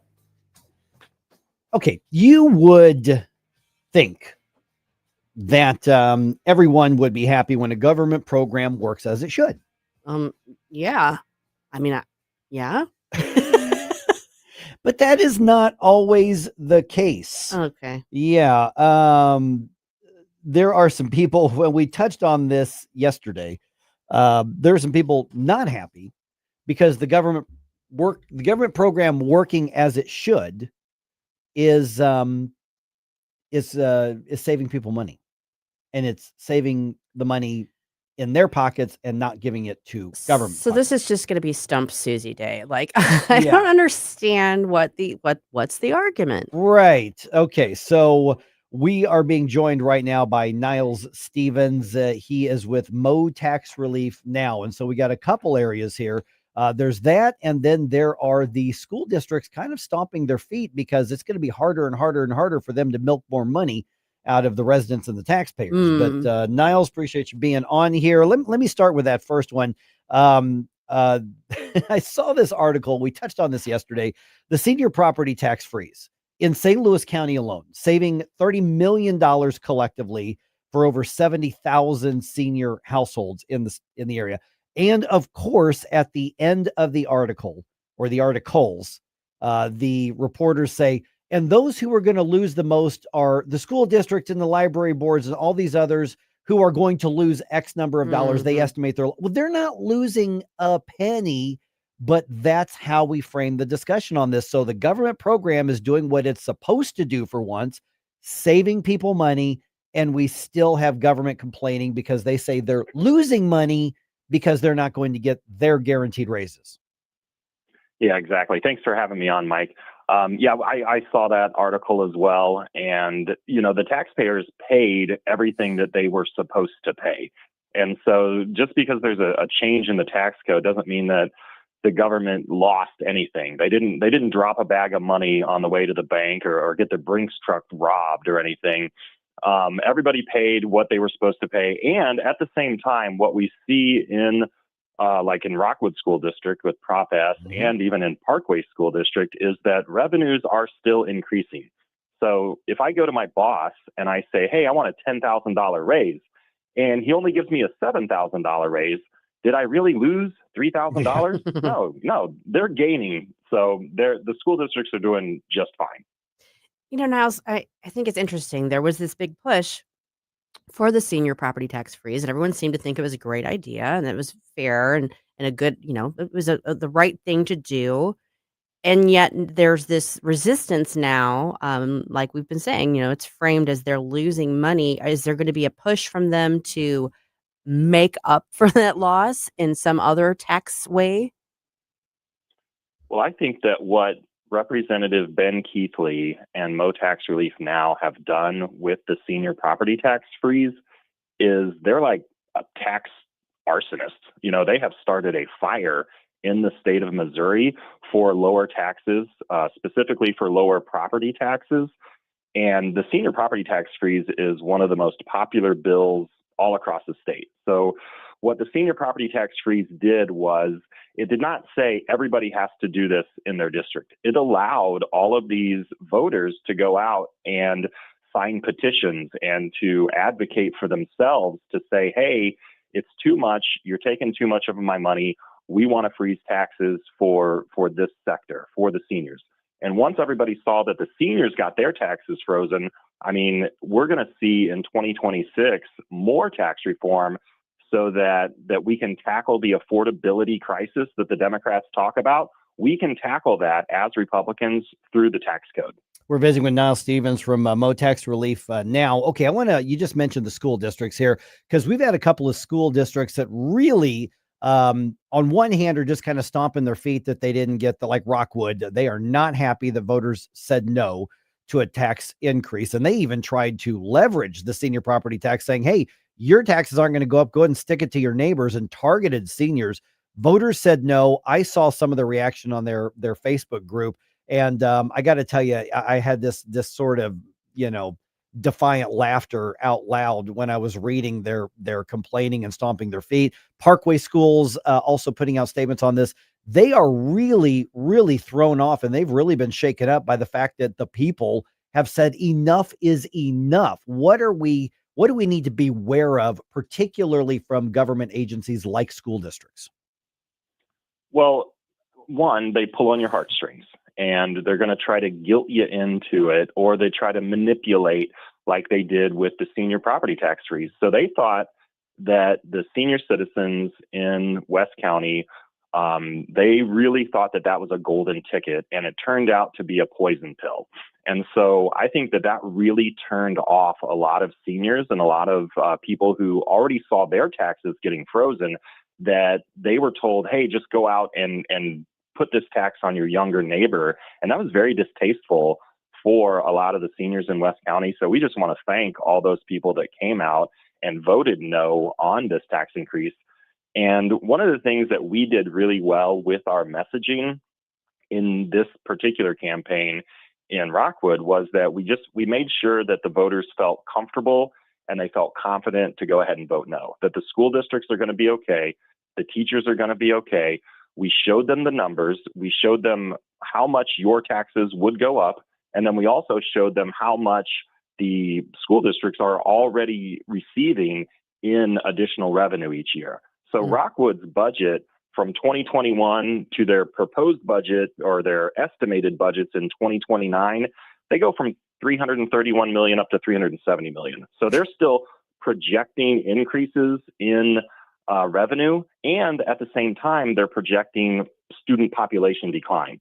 So we made sure that the voters knew that the schools are going to be fine. You can say enough is enough, and you can worry about the taxpayer. You can worry about your own personal budget rather than just continuously funding a larger and larger government. Niles, you kind of touched upon this earlier. There's this sort of increasing appetite now amongst the voting public, now that they've seen that there is a way to secure some tax relief. There might be other ways to chip away at the tax burden. What other measures do you see either the state legislature or your organization pushing for in the coming year? So we were very happy to see Governor Kehoe come out again and recommit to his campaign promise of getting rid of the income tax. So the income tax is a state level tax. Property tax is a local tax. And we can attack both of those on both fronts because we feel that government is too big all over. The budget in the state of Missouri has doubled from just a few years ago. And so we feel like the income tax is going to be a big push. And one of the great things that the leadership in the state legislature did last year in using the power that we have given to the supermajority Republicans is that their leadership used the tools that they had. They used the PQ. They got IP reform off of their books. They got the abortion debate off of their schedule. So in 2026, we really feel like this is going to be the year for tax reform. So we could see big ideas getting done. They're going to save taxpayers a lot of money through the income tax and also through property tax reform.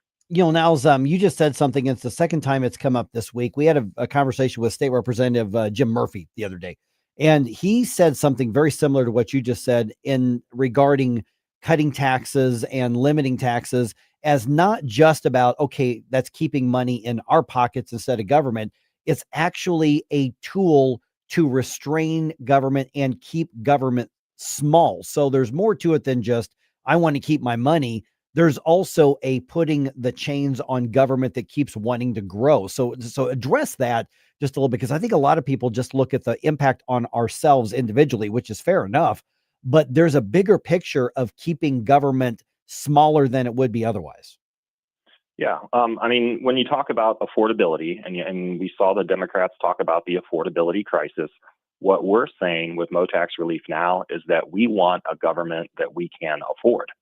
And so one of the things that government will do is they'll just spend the money when they have the money. And so the reason that you see some of these woke policies get put in place is because they have the money to spend. Why do you hire a DEI director? We don't do that at the small business that I work for because we couldn't afford to. They can afford to hire these virtue signaling positions and to pay hundreds of thousands of dollars to these people for things that don't make a difference in the everyday lives of Missouri residents. And also, I'm looking at budgets throughout this whole process. I saw something the other day. When the government has your money, they get to go out and buy the $600 office chair. Whenever I get a new office chair for my office, I get the $250 office chair. I don't get the Ergo Max 5000 with the additional lumbar support. So the way that you go about this is that you just tell government enough is enough. You cap their money so that they can't go and waste it on virtue signaling or on expenses that you couldn't afford for your own household. Okay, well, just make sure you're doing stretching for your lower back then. That's important. Yes, absolutely. Just saying. All right. Okay, so let's put everybody in contact with Mo Tax Relief now. What's the way to be in touch? Obviously, especially since the governor says, I want to do this. I want to get rid of state income tax, but it's got to be done in a way that doesn't threaten critical things. And so we're probably looking at something getting phased out and something getting phased in. But to keep your all's take on that in mind, we get in touch how? Through motaxreliefnow.org. So motaxreliefnow.org. Also, we have a Facebook page that we're getting more active on our Facebook group, through Twitter, X, as well, through our social medias. We put out a newsletter once or twice a month to keep people informed. And we're gonna do another tax rally. We did a tax rally last year at the Capitol. So we're going to have events coming up in 2026 to really push these issues. And you're right about the income tax. That's going to be something that's going to be phased in over time, and it's going to be something that the voters will have a decision on. So it's not going to be coming from on high. The voters will get to go to the polls and decide if they want to keep more of their paycheck. All right. Thanks, Niles. We'll talk to you again soon. Thank you. Congress does the right thing for once. Really? What you just said? What? I What know. is this crazy talk, Jerome? I cannot believe that those words came out of my mouth. Okay, but what's next in the Epstein case? Well, we'll give you that update in the news dump here at 6:50. So stay tuned.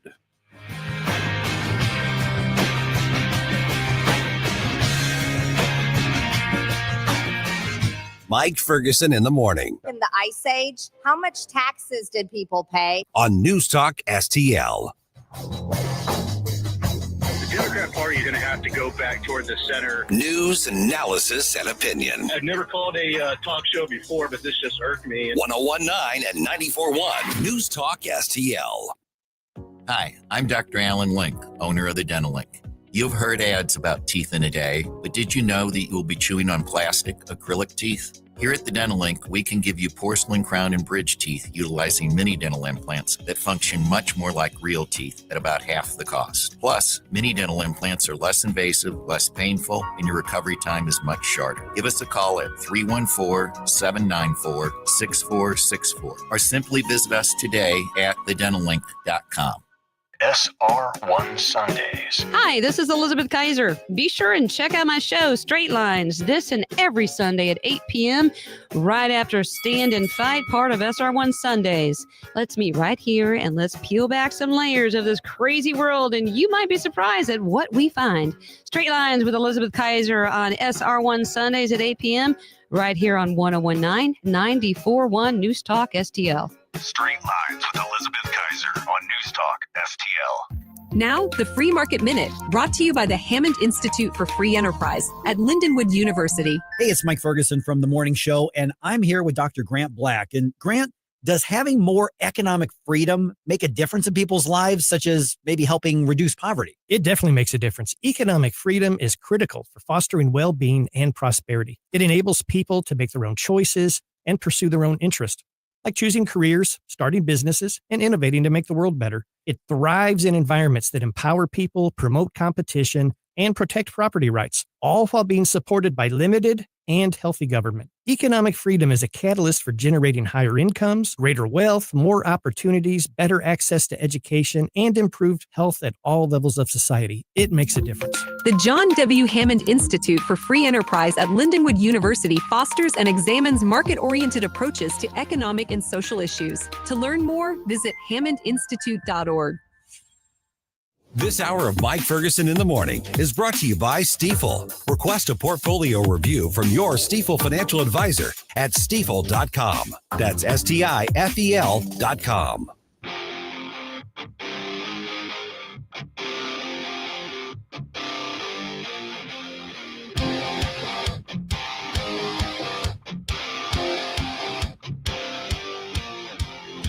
The secret side of me, I never let you see. I keep it caged, but I can't control it. Hey everyone, this is State Senator Nick Schroer. I am the host of Stand and Fight every Sunday night. Right now, let's hear more of Mike Ferguson in the Morning Show here on News Talk STL. All right, what's next? The Epstein Files bill heads to the president's desk. Also, that trial for Sheriff Alvin Montgomery, well, they're going to take another swing at it today. I'll tell you what happened here in just a few minutes. It just seems appropriate that there's just more drama and silliness that happens. I don't think it would be fitting if there weren't something else that you go, really? When it comes to this entire case. Kind of, yeah. Par for the course. Oh, man. And a 35,000-pound baseball glove is, I think, going to become a new landmark in St. Louis today. That's a big glove. That's a huge glove. All right, 6:49 right now. Let's do ye old news dump. The morning news dump. Are you joking? Is this a joke? Listen, folks. The morning news dump. That is old with an E on the end because we're fancy around here. Uh-huh. All right, so this is what happened in the U.S. House of Representatives. On this vote, the yeas are 427. The nays are 1. 2/3 being in the affirmative. The rules are suspended. The bill is passed. And without objection, the motion to reconsider is laid on the table. All right. And when you also consider the Senate passing the bill by unanimous consent a very, very short time later, what happened is Congress votes overwhelmingly to release the government files on convicted sex offender Jeffrey Epstein. Acting with lightning speed on Tuesday, the House and Senate approved a bill requiring the Justice Department to publicly release the files. The congressional action happened on a single day after months of delay and attempts by President Trump not to release the documents. Since taking office, he had denounced the Epstein matter as a hoax pushed by Democrats, before saying last weekend that Republicans should approve the bill. Greg Clugston, the White House. And so it's expected the president's going to sign this bill into place. And then it comes down to what's actually going to be followed through. And we don't really know the answer to that yet. We don't. I mean, we know that there's a time frame in which Right. the follow through is supposed to happen. But we've gotten a lot of kind of back and forth mixed messages, particularly out of the Justice Department related to this. So, balls in Pam's court. Yep, exactly. All right. One of the trials of Sheriff Alfred Montgomery was stopped before it started on Tuesday. The sheriff was unable to get to the court due to being in federal custody on multiple criminal charges. In the Attorney General's quo warranto case to remove him from office, the judge delayed the case until today. At least in theory, it's on the docket. They're going to try it again today, saying that it just wouldn't be fair to the sheriff to have a trial without Montgomery being able to attend. And that makes sense to me. It does. I think he should be able to be there for it.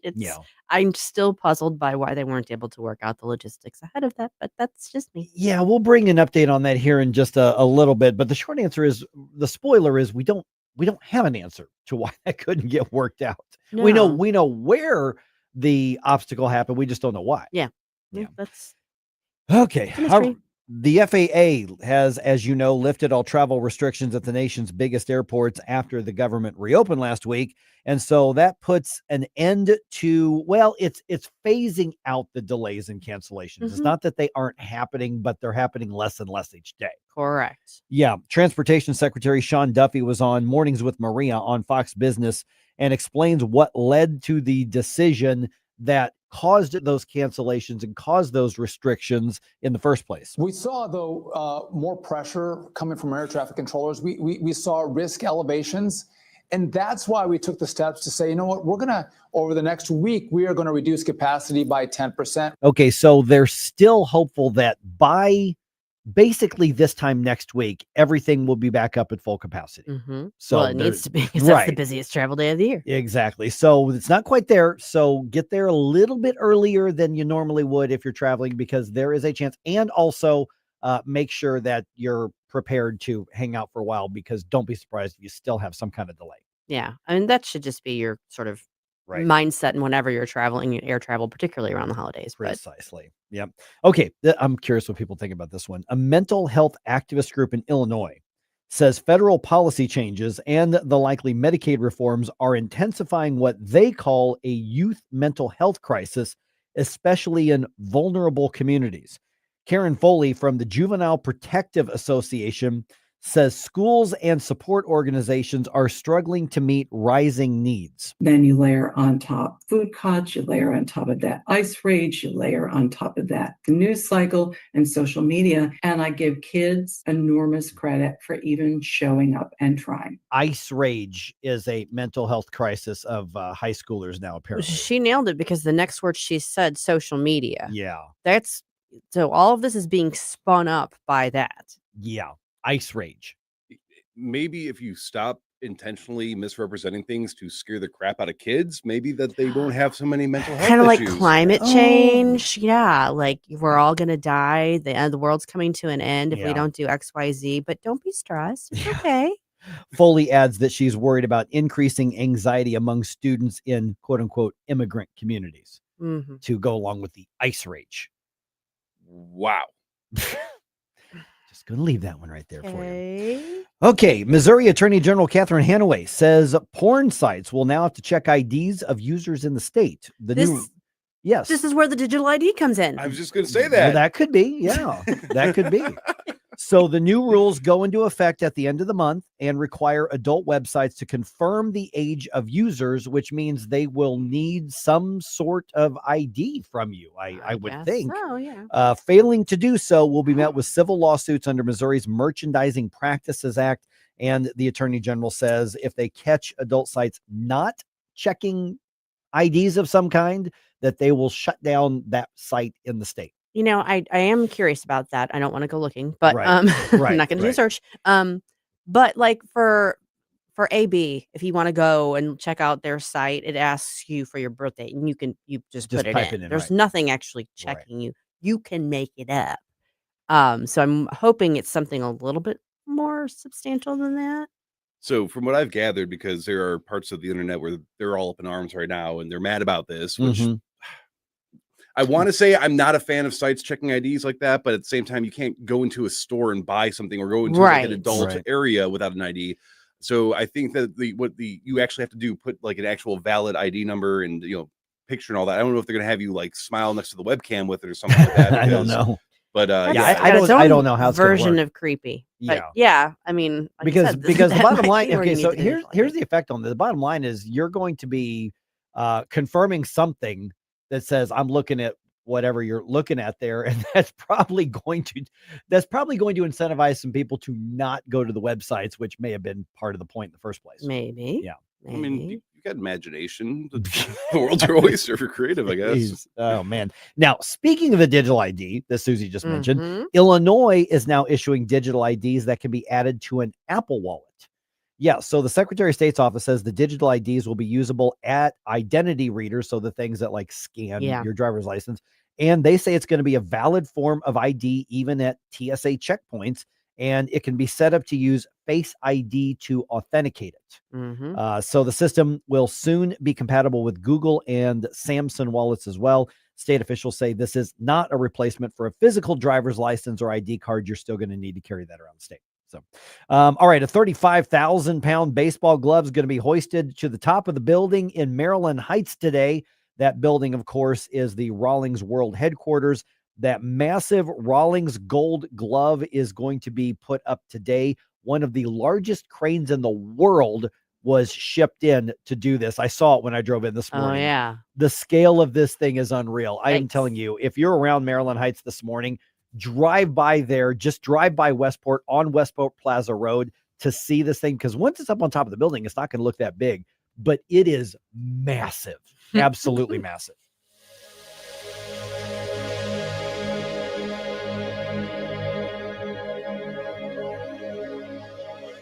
Looking for a hardware store that treats you like family? Welcome to True Value Schneider's Hardware, your local gem in Old Town St. Peters. For over 100 years, we're proudly serve you St. Charles County, providing everything from lawn and garden supplies to plumbing and electrical. Need a bolt or fastener? We've got you covered. And don't forget, we're a steel dealership. Whether you need sales, parts, or service, ask for Charlie or Jerry when you come in. We're here to help. Call 636-278-4461 or visit us online at truevalue.com/Schneiders. Jamie Allman here for O'Fallon Family Floors. Experience the passion. Oh, yeah. You can go in and see the best variety, the best pricing, the best quality, the best personalized service right there off of Highway K in O'Fallon, or you can have the store come to you. Oh, yeah. Brian and his team take great pride in running a fantastic flooring outlet, and you can get their 5-star ratings right there on Google. Just check it out. It's O'Fallon Family Floors, O'FallonFamilyFloors.com. Are the days of a personal doctor gone? Not at Body of Health Direct Primary Care. I'm Dr. Randy Tobler to share how our design is putting the care back into healthcare. Plain and simple, our members, not insurance companies, get our exclusive focus. That means same or next day appointments, responsive answers to your concerns, and a no-spin, big tool chest approach. It's about time you get serious time devoted to your medical needs. To learn about healthcare the way it ought to be, schedule a discovery call today at bodyofhealth.com. That's bodyofhealth.com. Why leave your company's story to chance? In today's digital world, video content isn't just an option. It's essential for your success. At Blue Ocean Media Group, we've spent decades crafting compelling visual stories for businesses just like yours. From concept to completion, our award-winning team transforms your vision into powerful video content that connects with your audience and drives results. Don't trust your brand to amateurs. Partner with Blue Ocean Media Group. Visit blueoceanmediagroup.com today, and let's bring your story to life. KLGY HD3 Clayton, K270BW Belfast, KNBS Bowling Green. This is News Talk STL at 1019, 94.1, and always streaming at NewsTalkSTL.com. News this hour from Town Hall. I'm Rich Thomason. Another country is joining a group of nations considered among America's closest allies outside of the NATO alliance. We're taking our military cooperation to even greater heights by formally designating Saudi Arabia as a major non-NATO ally, which is something that is very important to them. President Trump announcing the move during last evening's White House dinner for Saudi Arabia's crown prince. The president also announced future Saudi investments in the U.S. totaling up to $1 trillion. This opening up of the new avenues of cooperation between the United States and Saudi Arabia is really unprecedented. An interesting side note, Elon Musk attended the White House dinner. As far as we know, it was his first time back at the White House since his falling out with President Trump over the big, beautiful bill. By an overwhelming margin, Congress has voted to release all government files on the late convicted sex offender Jeffrey Epstein. Acting with lightning speed on Tuesday, the House and Senate approved a bill requiring the Justice Department to publicly release the files. The congressional action happened on a single day after months of delay and attempts by President Trump not to release the documents. Since taking office, he had denounced the Epstein matter as a hoax pushed by Democrats, before saying last weekend that Republicans should approve the bill. Greg Clugston, the White House. More arguments are scheduled today before a judge as former FBI Director James Comey fights for dismissal of the criminal case against him. His lawyers are hoping to convince the judge that Comey is the target of vindictive prosecution. Comey is accused of making a false statement and obstructing Congress. He has pleaded not guilty.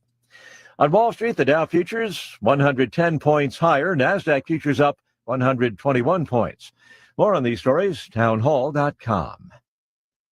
Right now in Ukraine, elderly Jews are trapped in unbearable poverty. Galina, she's a 96-year-old Holocaust survivor who has spent her entire life in the same village. She's sick and alone and facing another bitterly cold winter. And today, like every day, she has to decide to spend what little money she has on food, medicine, or heating. No one should have to live like this, but for Galina and so many others, this is the harsh reality. Look, the Bible tells us that when you bless elderly Jews living in poverty like Galina, you will receive blessings in return. Through the International Fellowship of Christians and Jews and your generous donation, you can bring hope to those in need. Your gift of just $25 will help provide a food box packed with life-saving essentials that help feed an elderly Jew struggling to survive. Don't delay. Your gift today will help provide the life-saving food and hope that Galina and many like her so desperately need. UrgentIFCJ.org. That's one word, UrgentIFCJ.org, or call now at 866-338-IFCJ, 866-338-4325.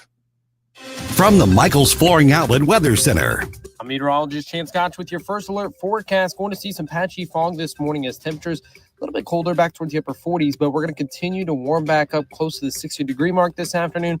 Looking at mostly cloudy skies and some chances of showers and thunderstorms begin into Thursday. That'll last into Friday evening before clearing for a drier weekend ahead as temperatures are back towards the lower 60s as we look off throughout the second half of the week. From the First Alert 4 Weather Center, I'm meteorologist Chance Scotch.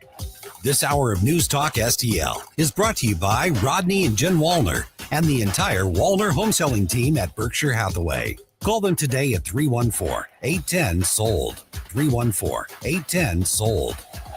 Columbo here for my friends at Bluff City Outdoors in Alton. The knowledgeable staff at Bluff City has served the St. Louis outdoor community for decades, and they can take care of all your bow hunting needs, all your trapping needs, all your fishing needs, and more. Plus, while you're there, you can schedule a trip with a local fishing guide and shoot in their archery range. Bluff City Outdoors is open 7 days a week, 1 mile east of Fast Eddie's at 2813 East Broadway in Alton. Follow them on Facebook and at bluffcityoutdoors.com. This holiday season, help Feed My People fill the shelves. News Talk STL and the STL County GOP are partnering for an annual food drive, November 10th through December 21st. Drop off your non-perishable food donations at all Bartolino's restaurants, all Chris's Pancakes and dining locations, and all 3 Michael's flooring outlets, or at the News Talk STL studios. Tim Jones here to let you know that together we can make a difference for families in need. Visit NewsTalkSTL.com for complete drop-off locations. Mike Ferguson. I'm a stud. I'm ballsy. I don't take no from anyone. Susie Moore. I disagree on his assessment of the situation. Get up, can't you hear the alarm? Get up, St. Louis. So it's time to get out of bed. Pour yourself the greatest cup of Kofifi the world has ever seen.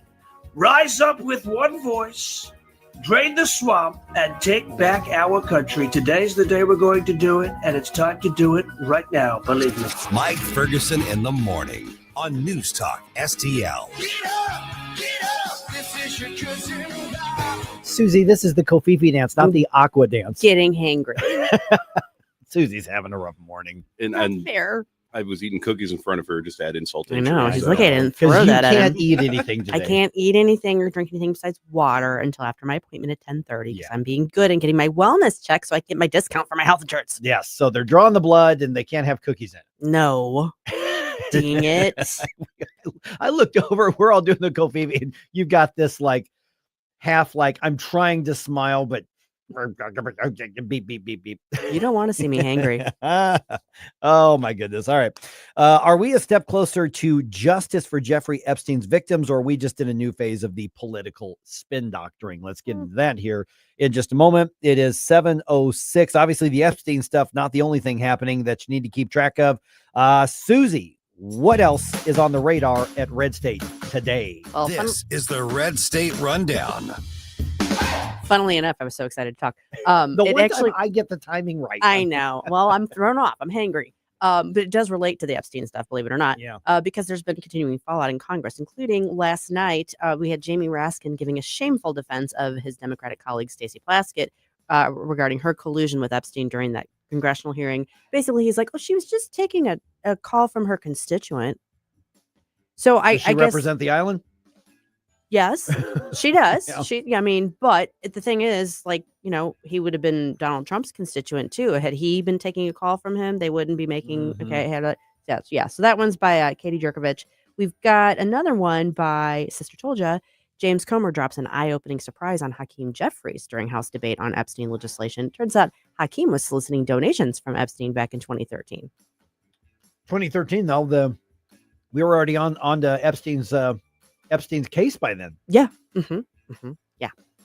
And then different part of Congress, Senate, our own Senator Eric Schmidt is demanding a DC appeals court judge suspend rogue jurist James Boasberg ASAP since he has had articles of impeachment filed against him. They're saying he should be suspended and not be sitting on the bench during. Right. So settle this because these are serious allegations. But in the meantime, because they're serious allegations, you don't get to decide anything else. Yeah. That's what they're calling for. Yeah. All right. RedState.com. That's where you find it. Okay. 427-1 and then unanimous consent. So for the record, unanimously, those are the margins the Epstein files bill had on Tuesday. So I guess there are so many more questions now at this point. This is a victory in the process. Yes. I would say for those who are actually interested in justice for the victims, and not only just that, but also the quest to try to fight back against this 2-tier, 3-tier, 4-tier justice system based on how elite you are powerfully and financially. I mean, because that's really a big part of what we're talking about. So we've got a demand for justice. We've got an unusual case of bipartisan morality, maybe. Or is this a matter of politicians just fear being on the wrong side of the campaign ads in 2026? Or doesn't matter. They voted. Yeah. I mean, I don't think that every Republican and every Democrat wants these files released. I'm just saying. I think I'm going to go back to something we've talked about before. I think there are legitimate concerns about what information actually is released, not from I'm going to get in trouble standpoint, but from are people going to be because they've already said Donald Trump's name is in there. Oh, Of sure. course his name is We in know there that, because it's yeah. talked about. That doesn't mean he did anything nefarious. So there's going to be plenty of people's names in there. Are they all going to be smeared because of this, somehow being in that circle without having done anything wrong? Right. I think there are legitimate questions about that. And there's this sort of like over the top fervor for this now, kind of almost like a blind demand for information. And it isn't just about justice for the victims, but accountability for Right. people who did do wrong. Right. I don't know what that's going to look like.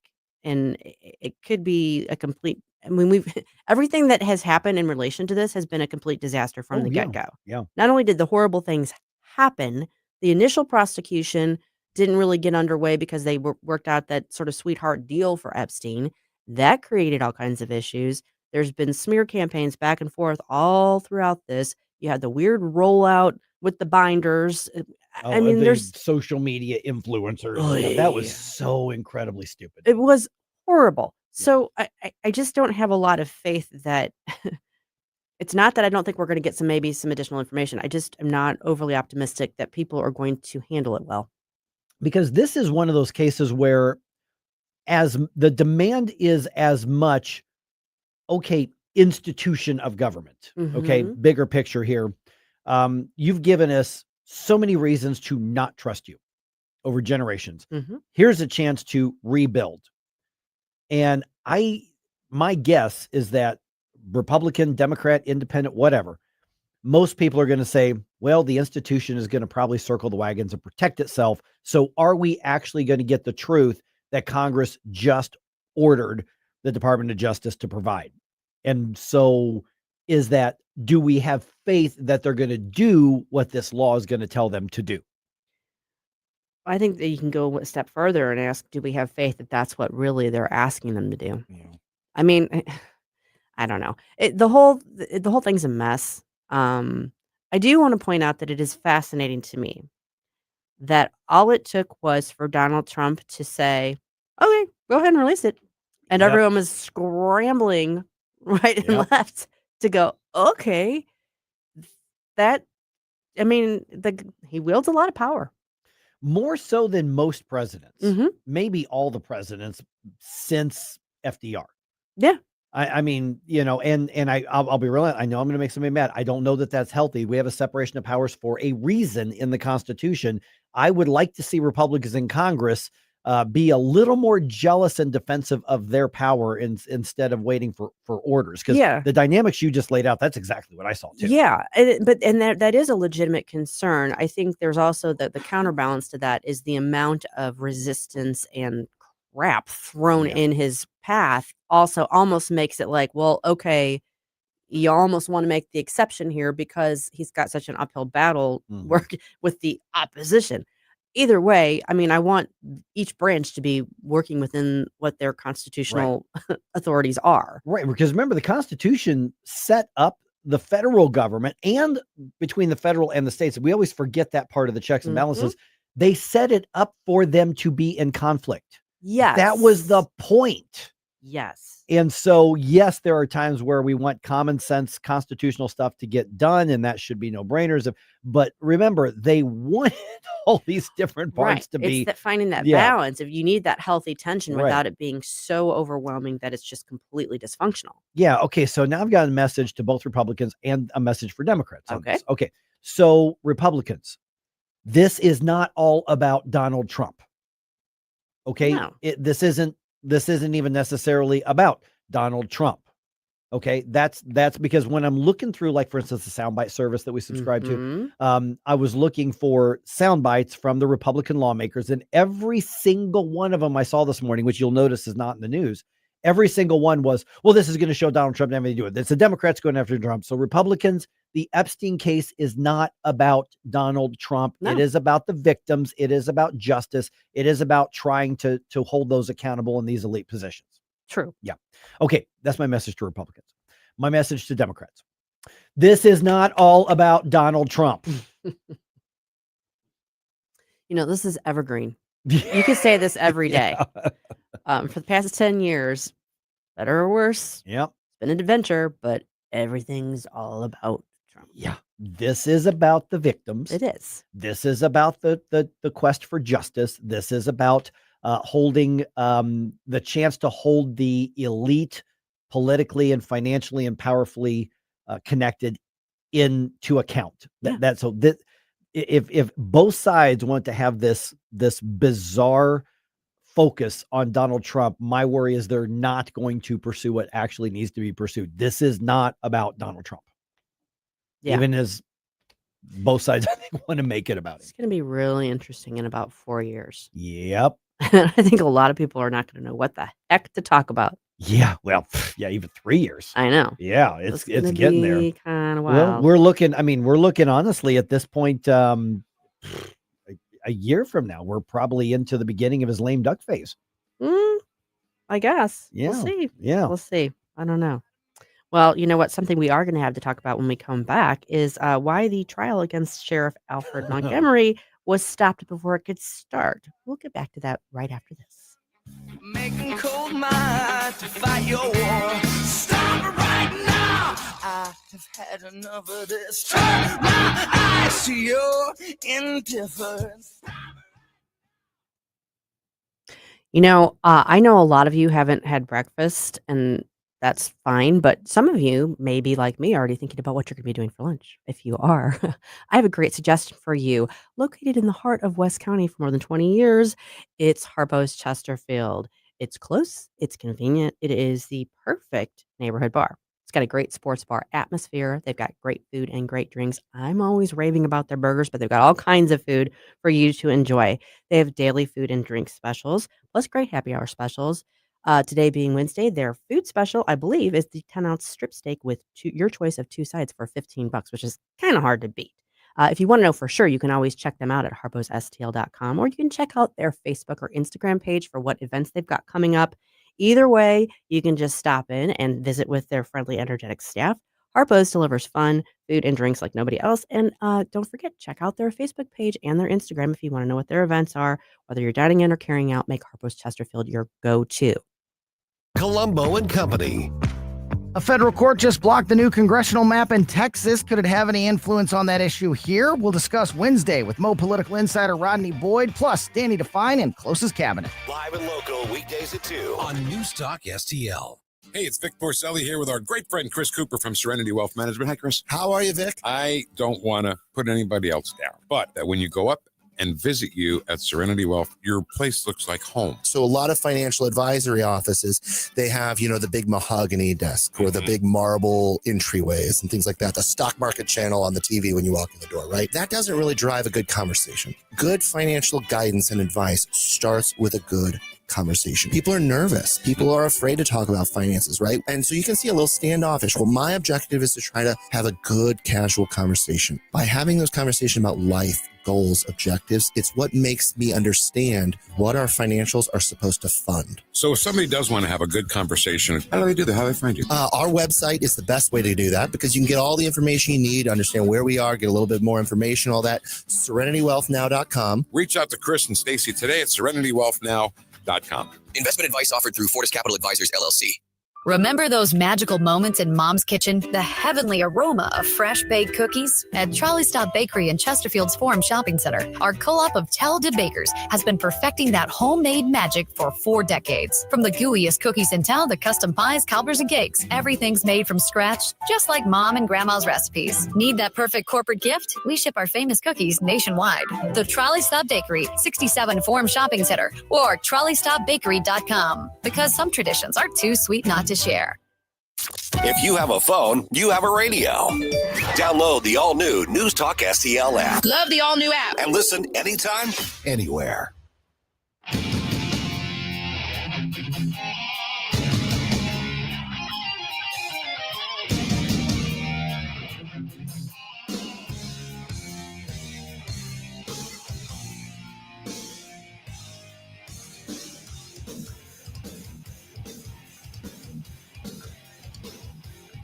Hey guys, this is Billy Crow here from Jeffco Patriot Radio. Make sure to listen to us this and every Sunday at high noon. Now, back to Mike Loaded Dice Ferguson. All right. Okay, so basically it was like, sorry, Judge, he's not here. He's still in jail. That's what happened yesterday in That's a problem. the latest chapter of the Loaded Dice drama.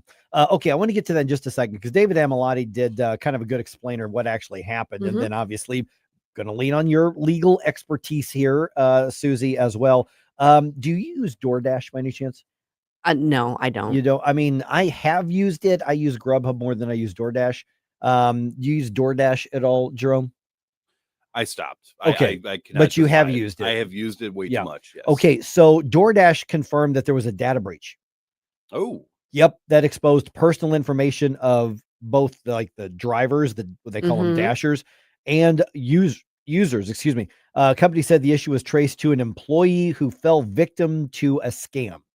So somehow the employee did some kind of scam. They got into their phone and then they got into whatever internal connection that they had there. So the data accessed in the scam included full names, phone numbers, email addresses, and actual physical house addresses as well. The company says that social security numbers, ID numbers, driver's license information, financial information was not affected by this. You know, there used to be these things called the phone book. Yes.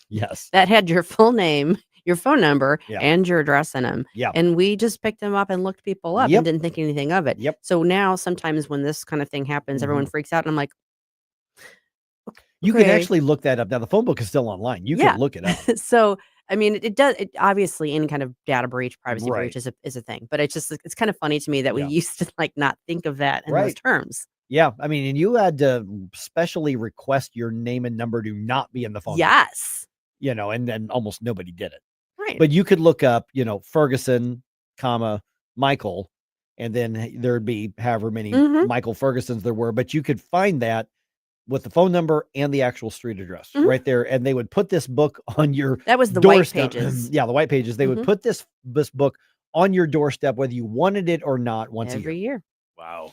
See, I think the part of the frustrating thing with these sorts of things, though, is that it's a little bit more specialized because, like you mentioned, there might be several people with your same name. Right.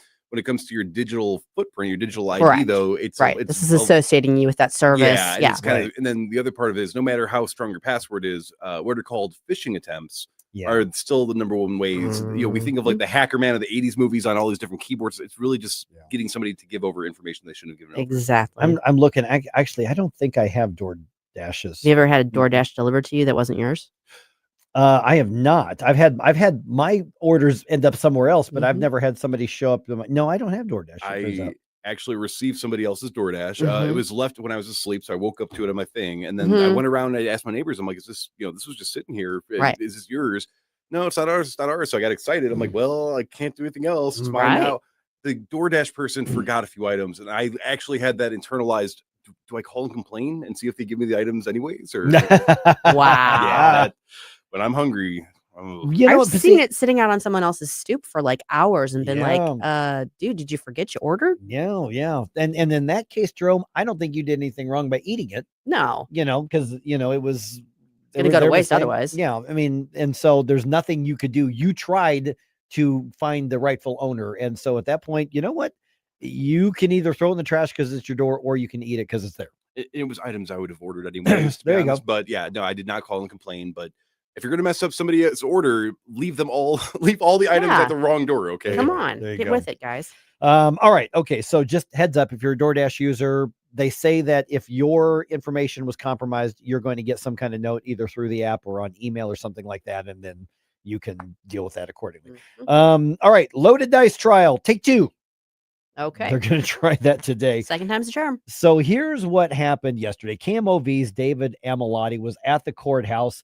He was there, but Alfred Montgomery was not. Here's what happened. Trial was supposed to get underway at 9:30 Tuesday morning, but there was just one problem. Sheriff Alfred Montgomery was not in the courtroom. He is still in the custody of the federal government. And Judge Steve Omer says he just doesn't see a way to give him fair due process if he's not in the room for his trial. We caught up with David Mason, Montgomery's attorney, minutes after court let out. Why was the sheriff not in court today? Sometimes the operations of court can go a little slower. The judge has priorities other than this trial. This is a civil matter. It's a state civil matter. The judge has obviously his own docket of matters to deal with. We know a motion was filed last week to make sure Alfred Montgomery was in court. The defense filed that on Thursday, but the federal judge didn't act on it. Okay, so that's what happened. I was going to ask about that because when Yeah. I was looking the case up last week, I noticed that motion was on file. So basically, it's just the wheels of justice were moving a little bit slower on the federal side, and everything didn't just get connected. I know Judge Mason, so I love hearing him talk. It's just so funny because I can picture him. Yeah, he's just kind of sitting there, and you know that he wants to just shrug and go, "It is what it is," but he's not doing that. But that's the body language that he's using there. But yeah, so they filed it, and David follow up saying, "Well, did you not file it in time?" And Mason's giving a very diplomatic answer. Well, because he doesn't want to piss off the judge. Right. And Number one rule of litigation, Yeah. don't piss off the judge. And he is a judge, so he knows better than anybody. Right. He's a retired judge. And he said, well, when I was a judge, I know that sometimes a phone call from my chambers could expedite things. But he also pointed out, this is the state matter. He's being held on a federal matter. Correct. So they don't necessarily answer to the state court. No. I mean, I'm sure they will try to accommodate and everything. But yeah, this is, it's just an administrative snafu.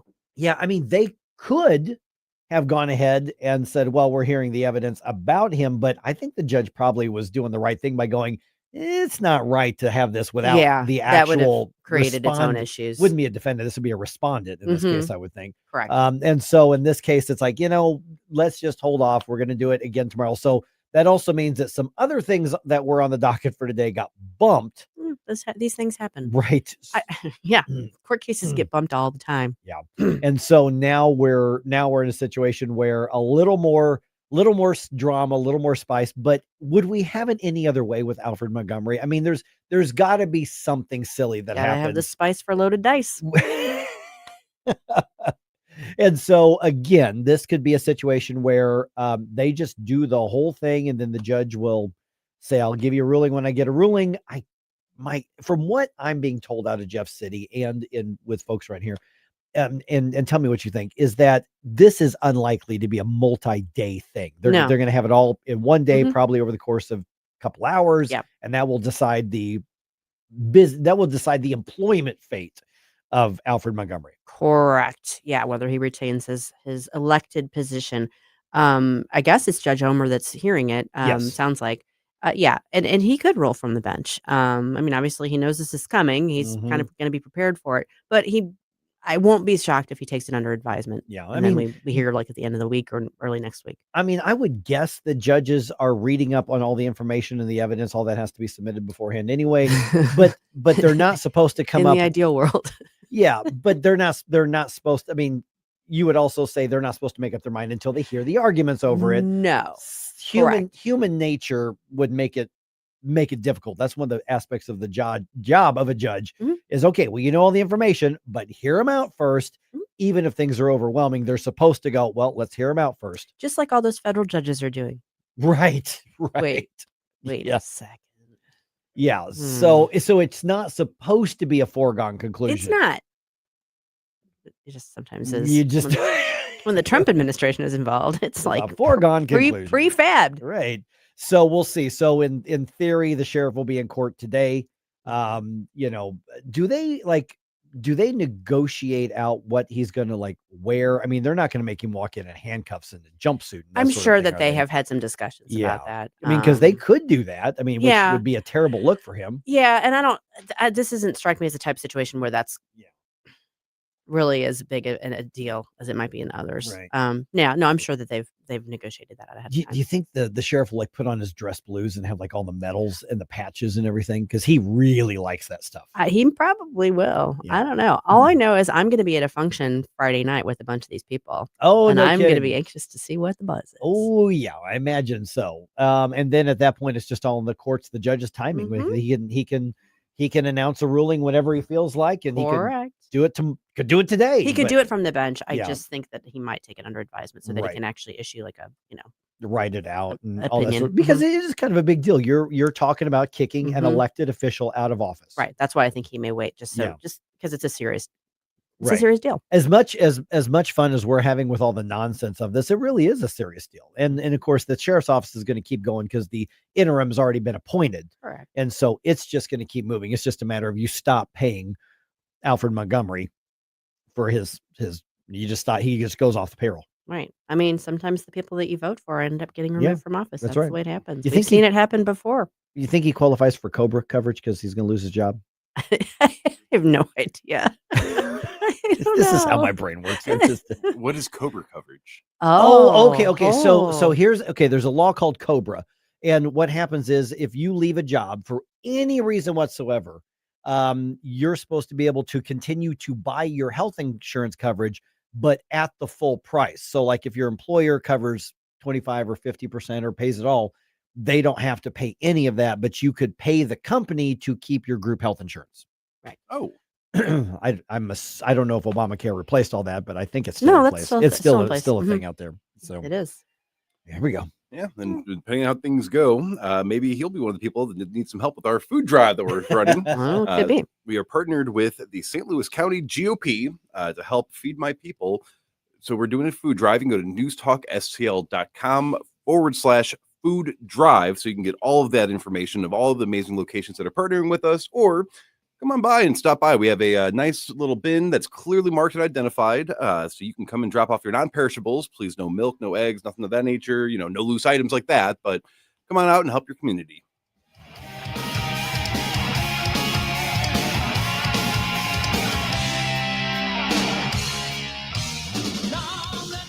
From the Michaels Flooring Outlet Weather Center. I'm meteorologist Chance Scotch with your first alert forecast. Going to see some patchy fog this morning as temperatures a little bit colder back towards the upper 40s, but we're going to continue to warm back up close to the 60-degree mark this afternoon. Looking at mostly cloudy skies and some chances of showers and thunderstorms begin into Thursday. That'll last into Friday evening before clearing for a drier weekend ahead as temperatures are back towards the lower 60s as we look off throughout the second half of the week. From the First Alert 4 Weather Center, I'm meteorologist Chance Scotch. Your business moves fast. PRI Global keeps it moving smarter for almost 30 years, delivering top tech talent to help companies grow stronger, custom applications, simplifying your operations, securing your data, modernizing your business from the cloud up. And with Prismatic, you're going to get real-time insights, automated workflows, people, process, platform. PRI Global delivers all three. PRIGlobal.com. Larry Connor's Commentary, brought to you by Vincent's Jewelers, offering a wide selection of jewelry, including lab-grown diamonds, affordable earrings, bracelets, necklaces, and rings, up to 75% off their natural counterparts. Visit VincentsJewelers.com. This is Larry Connor's Commentary on News Talk STL. Two pitchers for the MLB Cleveland Guardians are accused of taking bribes to rig pitches.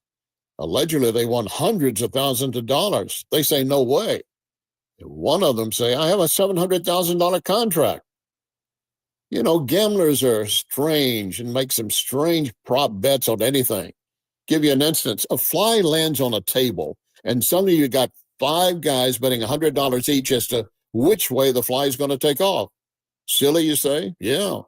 But, of course, if you get the fly early, and you clip a section of the fly's wing, it might change the liftoff. These MLB players were sometimes making prop bets on how many pitches would be above 80, how many pitches would be in the dirt. Pete Rose is the major name in baseball tied to betting, but no proof he ever bet against his own team. Yet for all of that, he got banned in 1989, and Hustle was up for the Hall of Fame. Charlie Hustle was not going to get in until recently. This last September, they said, yeah, he can come in. Well, he died at age 83. Will Rose still get in? What are the odds? And if he does get into the Hall of Fame, what are the odds Charlie Hustle will come out of the grave? Oh, you think that's slim to none? There's someone waiting to take that bet.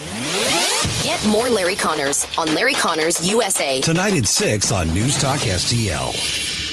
Tim Jones here from my great friends at Comprehensive Chiropractic, the premier chiropractic and sports performance facility in the region. How do I know? Simply put, they've helped me on many occasions. Here's another solution to your everyday aches and pains. The Studio Health and Wellness Center Services include Pilates and yoga, both with certified instructors. I can also highly recommend the massage therapy, which is not an indulgence. It's a proven method of healing and restoration. Trust my friends at Comprehensive Chiropractic in Eureka, cchiropractic.com. That's cchiropractic.com.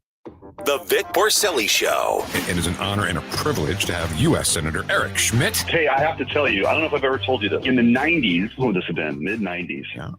And I was I worked at Grant's Farm and I had a couple other jobs. In the afternoon, I would often hear and listen to Borselli's Deli on the radio. Thank you so much. Thank you for listening. Thank you for making me feel older than I already feel. That's just great. Vic Borselli, live and local, weekday mornings at 9 on News Talk STL. Located in the heart of St. Charles, Kevin's Guns is your family-owned destination for all things firearms. Whether you're a collector, hunter, or military enthusiast, we have it or can get it for you. From new to used rifles and handguns in every style and caliber, our friendly and knowledgeable staff is here to help educate you and ensure you make the perfect choice for your needs. Buy, sell, or browse our incredible selection at kevinsguns.net or call 636-493-1195. Kevin's Guns, where gun enthusiasts come home. News, analysis, opinion. Chuck Schumer and Hakeem Jeffries have given in to the far-left progressive base. Has Mamdani won the soul of the Democrat Party? 101.9 and 94.1 News Talk STL.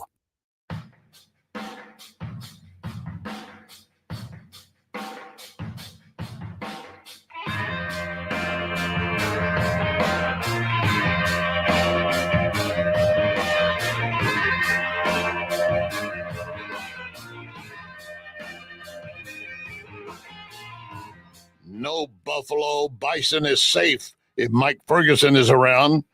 Mike Ferguson Show in the morning. Larry Connors USA at 6. I mean, it is tasty. I don't know if I've ever actually had it. Go to Nutrition Stop and get the bison. I don't know if I want to actually have it.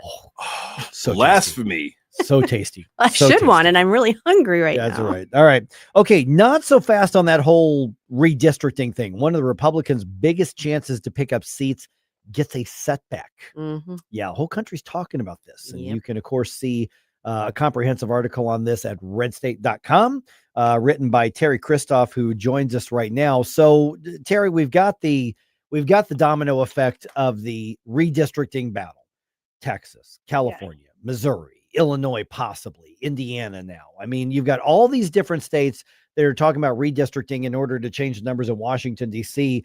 But with Texas, this would be a significant pickup for the Republicans. Okay, so why is that in question right now? Where do things stand? Well, good morning.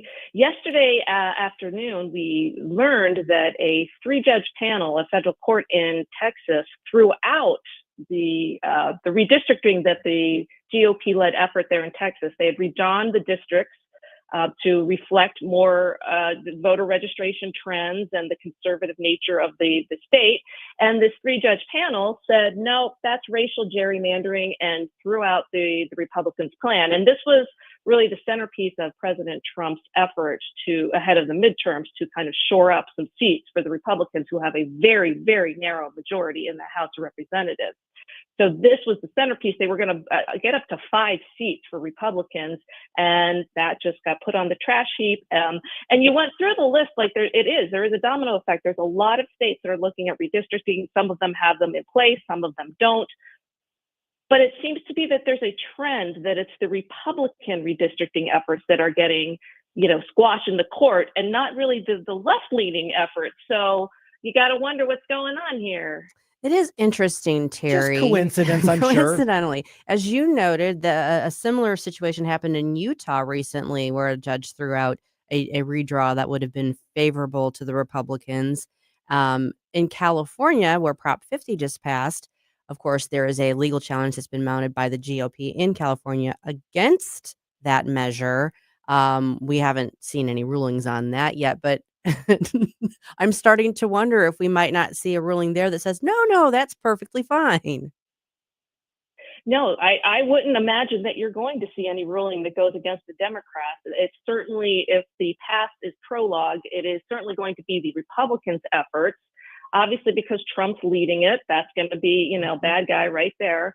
But no, I don't expect any, like right here in Virginia, they're looking to basically redistrict the Republicans from holding any seat, maybe one of the 11. And I don't anticipate that that's going to have any issues. That's just going to float right along. And, we're going to have some serious consequences to that. But it is outrageous. I think we at RedState need to look into what's going on here, and particularly who is bringing these lawsuits, because these are very far left progressive organizations that are having an amazing amount of success in the courts right now. Yeah, like League of Women Voters is a prominent Yeah. player in that. I know that. Yeah. Now let me go back to the case in Texas. You just said this was a the 2-1 ruling, I think it was, in the federal court there. Correct. And so while Republicans obviously are rooting for the win for the extra numbers and looking at the concerns and the extra numbers of other states, what about the merits of the case itself? Was this basically a partisan ruling? Or when you look at what was ruled, do you say, well, that sucks, but it makes sense? Or is this just partisanship does partisanship things? Well, it looks to me like the argument from the right is that they used voter registration data. Obviously, they were going to be kind to conservatives. That's what happens. But they weren't basing it off of anything other than the voter registration data. What the plaintiffs were arguing was that it was all based off of a racial gerrymander. So I think that the basic crux of the argument is going to be, what was it, voter registration, or was it done to make sure that certain ethnic groups didn't have representation? And I don't think that that's the case. I think the Republicans, the right, seem to have a stronger argument in that they were using their voter registration data for the state to draw these districts. And what the judges ruled, and it was an interesting panel, it was one Obama, one Trump, and one Reagan appointee, and the Obama and the Trump ruled against the Republicans on this one. Oh, that's interesting. And what they said is you have to use the maps that you used in 2021. So they're reverting back to an old one. I guess the question is, midterms are, still a year away, but how long can these things get tied up in the courts? That would be my question. Yeah, Teri, as part of your article, I know you were touching on this, that the next move for the state of Texas in relation to this ruling is what? Supreme Court, U.S. Supreme Court, Greg Abbott, who was obviously the defendant in this case, it was brought against him. His office released a statement yesterday saying that they were going to swiftly appeal to the United States Supreme Court. And his argument was that the maps aren't discriminatory, that they used this data that they had, and that it was to reflect the conservative nature, which, makes sense to me, but Supreme Court. Now, you're more of the legal eagle than I am, Susie. So I don't know how quickly does the Supreme Court move on something like this? Can this get tied up? Can all of these cases, because it's not just going to be Texas, it's going to be every conservative leaning state is probably going to be dealing with this. How long can it get tied up? Because the midterms, like I said, are a year away, but there's some real consequences because it's a narrow majority right now in the House of Representatives. So how long is this going to get tied up in the court? And I don't know the answer to that because I haven't seen what they're filing with the Supreme Court yet. I don't know if they're going to do an application for stay, which would be kind of an emergency type basis, or if they're going to do a more like formal appeal. The Supreme Court's already looking at this issue with the Louisiana case, a related issue, I should say.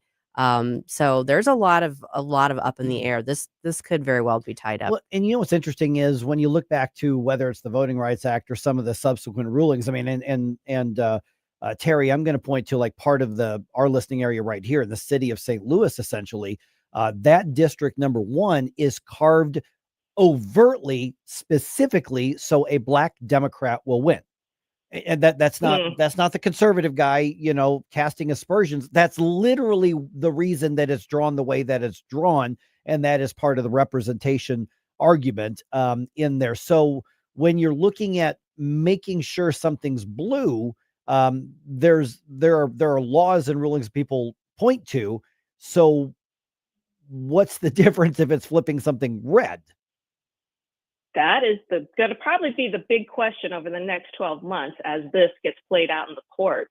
And that's basically what happened in Utah. They carved out a little area for Democrats in Utah last week. And I don't know what the state of that one is, whether that's being appealed, but it's the same thing. Like it was the League of Women Voters and they wanted a Democrat leaning district. And the judges said, yeah, sure, take it. It's yours. kind of overriding Utah's right to, in their legislative, they lean Republican, and overriding their right to draw these boundaries. So it is very inconsistent here on what these rulings are. Sure seems like it. And I know there's the tension between what is political gerrymandering versus what is racial gerrymandering. Where's the overlap? Where is it okay? Where is it not? Teri, you mentioned this earlier, and I kind of want to go back to this too, because Virginia was so much in the spotlight over for the 2025 elections. And now the Virginia legislature is basically just going to go great guns and run roughshod over the Republicans in the state, aren't they? It's already happening. They're already introducing it. What's going to happen is we're going to have it's not a super majority, but it's a sizable majority here for the Democrats. They're going to have all the three governor, lieutenant governor, attorney general, and then they have both houses of our state legislature. And they're already introducing bills to be argued and when the legislature meets again, which is in early 2026. And it's just a smorgasbord of leftist awfulness. And it's gun rights are going to be eroded, right to work is going away, and this redistricting is going to be a nightmare because right now we have 11 districts and it's 6 Democrats, the congressional districts, to be clear, these are the congressional districts, 6 Democrats, 5 Republicans, and they have a 10-1 plan where they are going to make sure that Republicans aren't competitive in 10 out of the 11. So we got some problems headed our way here in Virginia, and it's going to be pretty ugly. So you look at a pickup of 4 Democrats right there, which would almost completely negate where we started with the 5 pickups of Republicans in Texas, and then California with whatever pickups they're going to try to do. They talked about this in Illinois, but the paperwork is the deadline's already passed for the primaries because Illinois' primaries are actually in March. So I don't think they can pull that off there, but other states, they can. I know it's almost like we should just draw the districts based on population and population alone. I know that's a weird thing to say, but it, yeah, but this is the state of this is the state of where we're at right now, Teri. It is. And I did want to mention really quickly what's going on in Indiana, because that one was supposed to be a slam dunk for Republicans because obviously Republicans have quite sizable majorities there also. And that is, I don't know if people are up to date on that one, but they have said that they're going to meet for a special session, the state legislature, starting on December 1st. Where they were going to be working on their redistricting plan. And all of a sudden last week, they said, no, we don't have the votes to pass anything. So we're just not going to do it. So that's another fight that's going to be fun to watch because Trump has really come out like, primary all of them. These people all have to go. So there's a fight there to be had. So I don't think we're going to have many answers soon on these redistricting questions. And it's going to probably be played out for a while, which is an uncomfortable place to be. All right. RedState.com is where you're going to see the article. It's called, Of Course They Did. A federal court just annihilated the GOP's Texas redistricting plan. And it was written by Teri Christoph. Thanks, Teri. Thanks, Teri. Thank you. Hey, you guys, Thanksgiving is just a week away. A week from tomorrow. Yeah. Are you ready? And we're not talking about the food preparation. We're talking about helping you prepare for the dinner table conversations, which ones to avoid. We'll have that coming up next.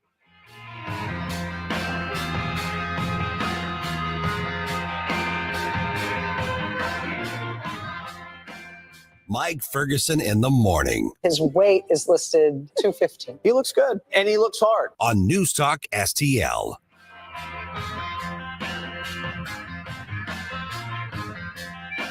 When water troubles strike, call the family you can trust. Tim Jones here for Ambassador Plumbing, serving our community since 2018 with 25 years of master plumbing expertise from Tim Morris and his handpicked team. Whether it's a simple faucet repair or a complete bathroom remodel, if water runs to it or through it, they do it. From residential service calls to commercial to new construction, the folks at Ambassador are your neighbors treating you like family. Ambassador Plumbing, where faith meets craftsmanship. 636-383-6932 or ambassadorplumbing.com. That's ambassadorplumbing.com.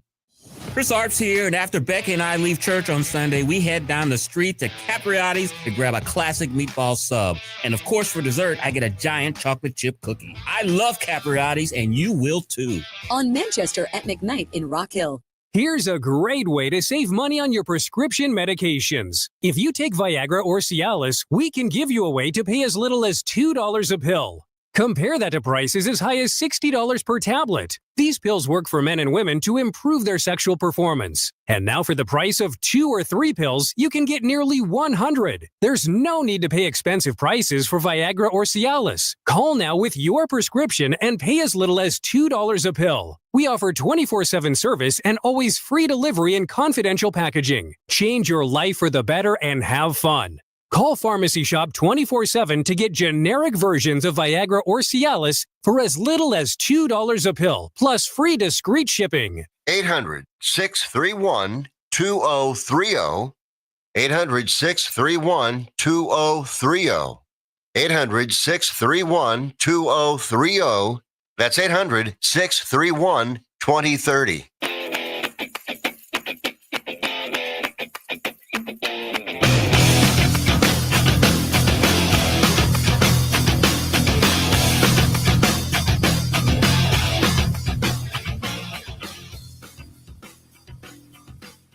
Good morning, Missouri. It's your boy, Joe Pags. I'll talk to you tonight at 10. But right now, let's get back to Mike Ferguson in the morning. All right, this is just the day we now live in. We generally have to think about what not to talk about sometimes. Yes. You got any of those circles like in your real lives where you're like, okay, everybody knows, don't bring up that because I don't want to deal with it. Like, for instance, all my circles. For instance, the baseball guys in my old man baseball, my go-to line is, I'm off duty, guys.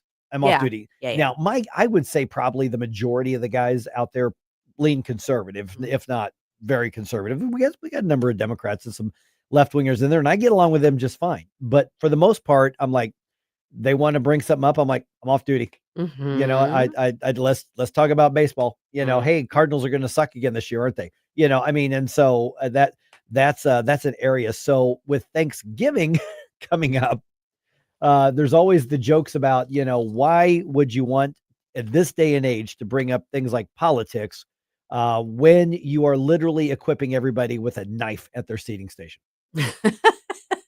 That's, I guess, a fair question. I would say my family isn't prone to violence, so I don't really think of it in those terms. But I kind of make a point not to bring up. I mean, you know, I can talk about work in general. Yeah. You know, they are, Right, yeah. you know, but I avoid political topics with my family in that setting just because I would like to enjoy my family and not have us get cross with one another. See, I think maybe my family just is the opposite of everybody else's family from my hearing, because it seems like for us, Thanksgiving is where you get all of your beefs out.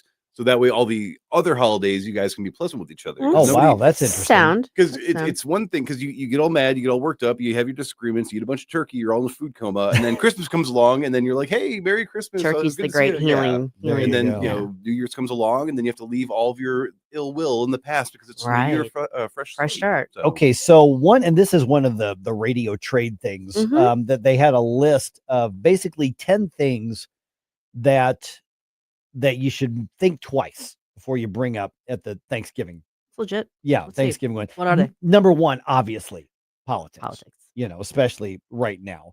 But you can bank on that one basically being the number one topic to not bring up. Okay, do you want me to go down the list or up the list starting from 10 at this point? Start at 10. Okay.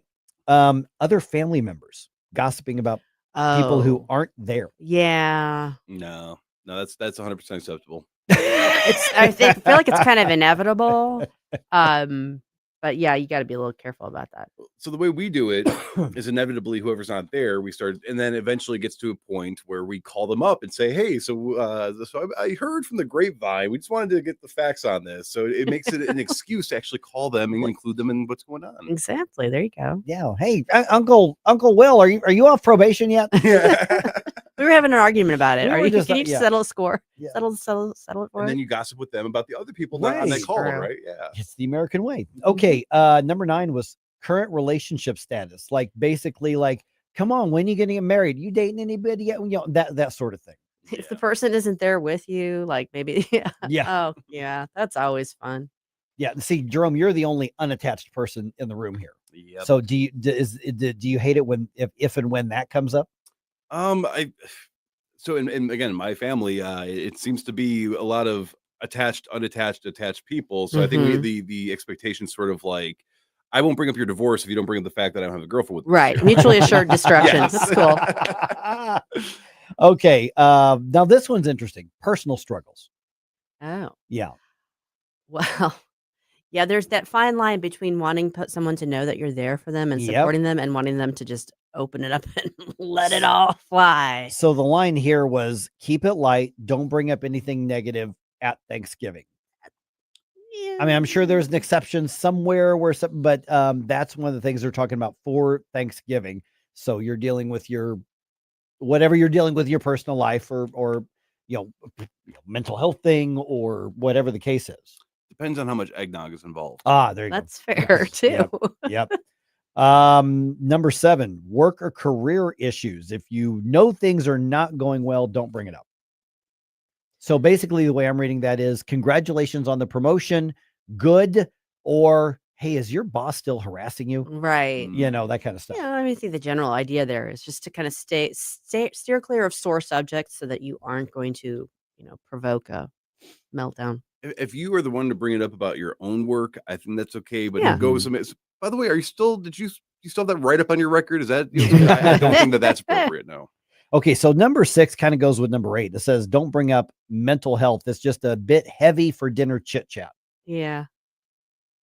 Yeah. I don't know. My family, that's just not, we just don't talk in those terms other Yeah. than someone may say, I was like, that totally gave me anxiety. But there's not we don't have conversations or in-depth conversations about mental health. Maybe we should. I don't know. You see, and most of these things, this is just not what happens with my family for the most part. But what about this? Somebody's ex. Oh, yeah. That's fair game. See, this says it's not supposed to be. Oh, yeah. Susie's No. like, don't care. No, but usually it's like, making fun of the fact that like my mom put an X over them on a picture or, it's like, it's lighthearted still. But yeah, I think maybe it depends on the circumstance. If this is a fresh breakup, yeah, you tread carefully. If you're talking about that, gross goober someone brought 20 years ago to Thanksgiving, it's all fun and games. X's are off limits. Off limits? No, Okay. If they're not there for a reason. Okay, now I would assume this would be for households that have a variety of different beliefs, Mhm. religion. Oh, yeah. It's not really, it's not really an issue in my house. We do Mhm. we have some, yeah, I don't know. It's not really an issue. The only 2 exceptions I've had personal experience, not my family, but at other people's Thanksgivings, is if somebody recently converted and they really want to tell everybody about how they converted, or if somebody discovered, usually high school age person, about atheism, about how all religions are wrong and they're all Right. stupid. It's like, okay, both of you guys go sit in the corner over there and talk to each other. The rest of us, We're not here to evangelize Yeah. today. Yeah. Okay. Hence, that's why it's number 4 on the list. Okay, Exactly I what get you it. just described. See, I grew up in both sides of my mom's and my dad's all had the same religious tradition. So it was not an issue. Right. But that's not normal. No, that's not, no. That's not really normal. So it's not uncommon. It's just not, I think, the standard thing. So I think that's probably a pretty safe one. Just don't bring it up if people get really sensitive about it or very defensive. Sure. And there are a few things people take as personally as Right. religion and faith. It's true. Appearance or weight. Oh gosh. Okay, I disagree with this. I was in much better shape at one point in my life, and if people had just said, "Hey, you're getting a little fat there," boom. Now I know. Get back on track. Yeah. Yep, there you go. So maybe you shouldn't have that third helping. Well, not a thing. You don't tell me that day not to eat. You say Yeah. just make it your New Year's resolution. Right. And then number 2, the other one is asking people about their personal money and their finances. It's just always an awkward conversation no matter what. Exactly.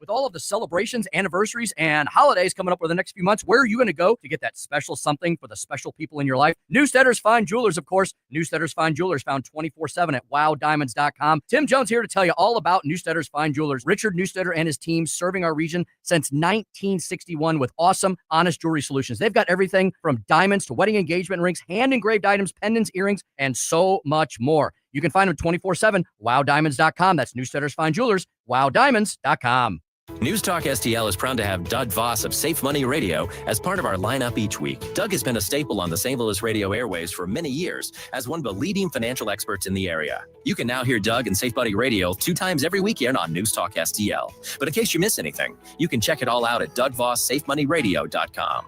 You could also reach Doug at 844-676-SAFE. That's 844-676-7233. Doug Voss is a registered representative. Securities offered through DHL Securities, LLLP, member FINRA and SIPC. Do you own a timeshare? Well, face the facts. You made a mistake. You made a bad purchase. A timeshare is not an investment. It's a money pit that continues forever. If you use your timeshare, that's great. But if you don't, and you want to legally get out of your contract, call my friends right now at the Timeshare Exit Hotline. They're an experienced team of lawyers who help good people like you get out of a timeshare contract that they just don't want. Don't throw away your money on maintenance fees. Use it for things you really want. We can help you end your timeshare contract and stop the money drain immediately. If you are ready to move on with your timeshare, call our team right now. Cancel your timeshare now with this free call. 800-524-1641. 800-524-1641. 800-524-1641. That's 800-524-1641. KLGY HD3 Clayton, K270BW Belfast, KNBS Bowling Green. This is News Talk STL at 1019, 94.1, and always streaming at NewsTalkSTL.com. This hour from Town Hall, I'm Rich Thomason. The Trump administration's pursuit of criminal illegal aliens in America's cities rolls on and may be headed next to the Gulf Coast. Sources tell AP 250 federal border agents are set to descend on New Orleans in the coming weeks for a 2-month immigration crackdown.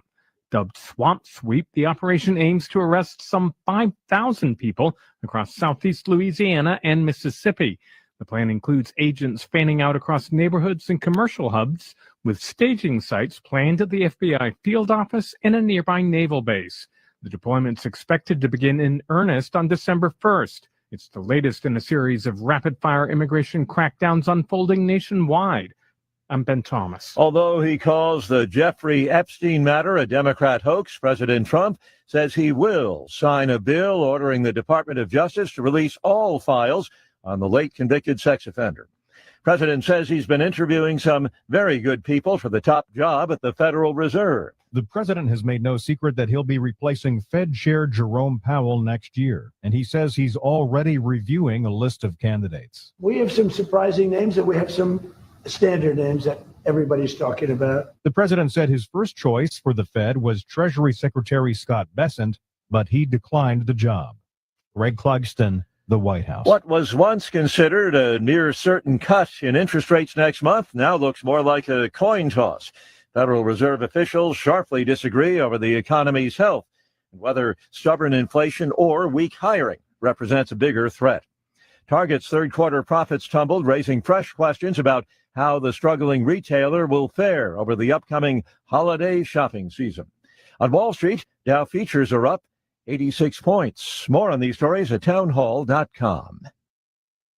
Dennis Prager here for AmFed Coin and Bullion. I've always been a strong believer in precious metals investment, and I've always been fascinated with rare coin collecting. But owning the wrong coins that only make dealers a lot of money can be catastrophic for your investment portfolio. AmFed Coin and Bullion specializes in taking people out of non-performing coin portfolios and turning them into gold, silver, or platinum bullion. They tailor a portfolio based on your goals and not what they want to sell you. You'll never experience scare tactics, misleading hype, or high-pressure sales from owner Nick Grovich and his very knowledgeable staff. They will evaluate your portfolio, show you how your coins have performed, and take the time to educate you on the ugly industry practices so that you can make an informed decision. Smart people can make very bad investments when they're under pressure and lack the facts. Call 800-221-7694. That's 800-221-7694. AmericanFederal.com. From the Michaels Flooring Outlet Weather Center. I'm meteorologist Chance Scotch with your first alert forecast. Going to see some patchy fog this morning as temperatures a little bit colder back towards the upper 40s, but we're going to continue to warm back up close to the 60-degree mark this afternoon. Looking at mostly cloudy skies and some chances of showers and thunderstorms begin into Thursday. That'll last into Friday evening before clearing for a drier weekend ahead as temperatures are back towards the lower 60s as we look off throughout the second half of the week. From the First Alert 4 Weather Center, I'm meteorologist Chance Gotch. This hour of News Talk STL is brought to you by Stifel, serving investors for over 130 years. Contact your Stifel financial advisor at stifel.com. That's STIFEL.com. Hungry for the best steak you'll ever have?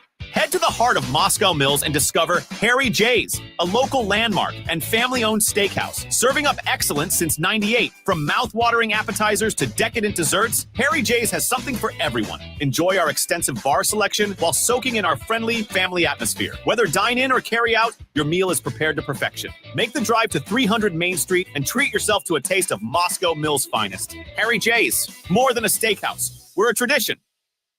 Why leave your company's story to chance? In today's digital world, video content isn't just an option. It's essential for your success. At Blue Ocean Media Group, we've spent decades crafting compelling visual stories for businesses just like yours. From concept to completion, our award-winning team transforms your vision into powerful video content that connects with your audience and drives results. Don't trust your brand to amateurs. Partner with Blue Ocean Media Group. Visit blueoceanmediagroup.com today, and let's bring your story to life.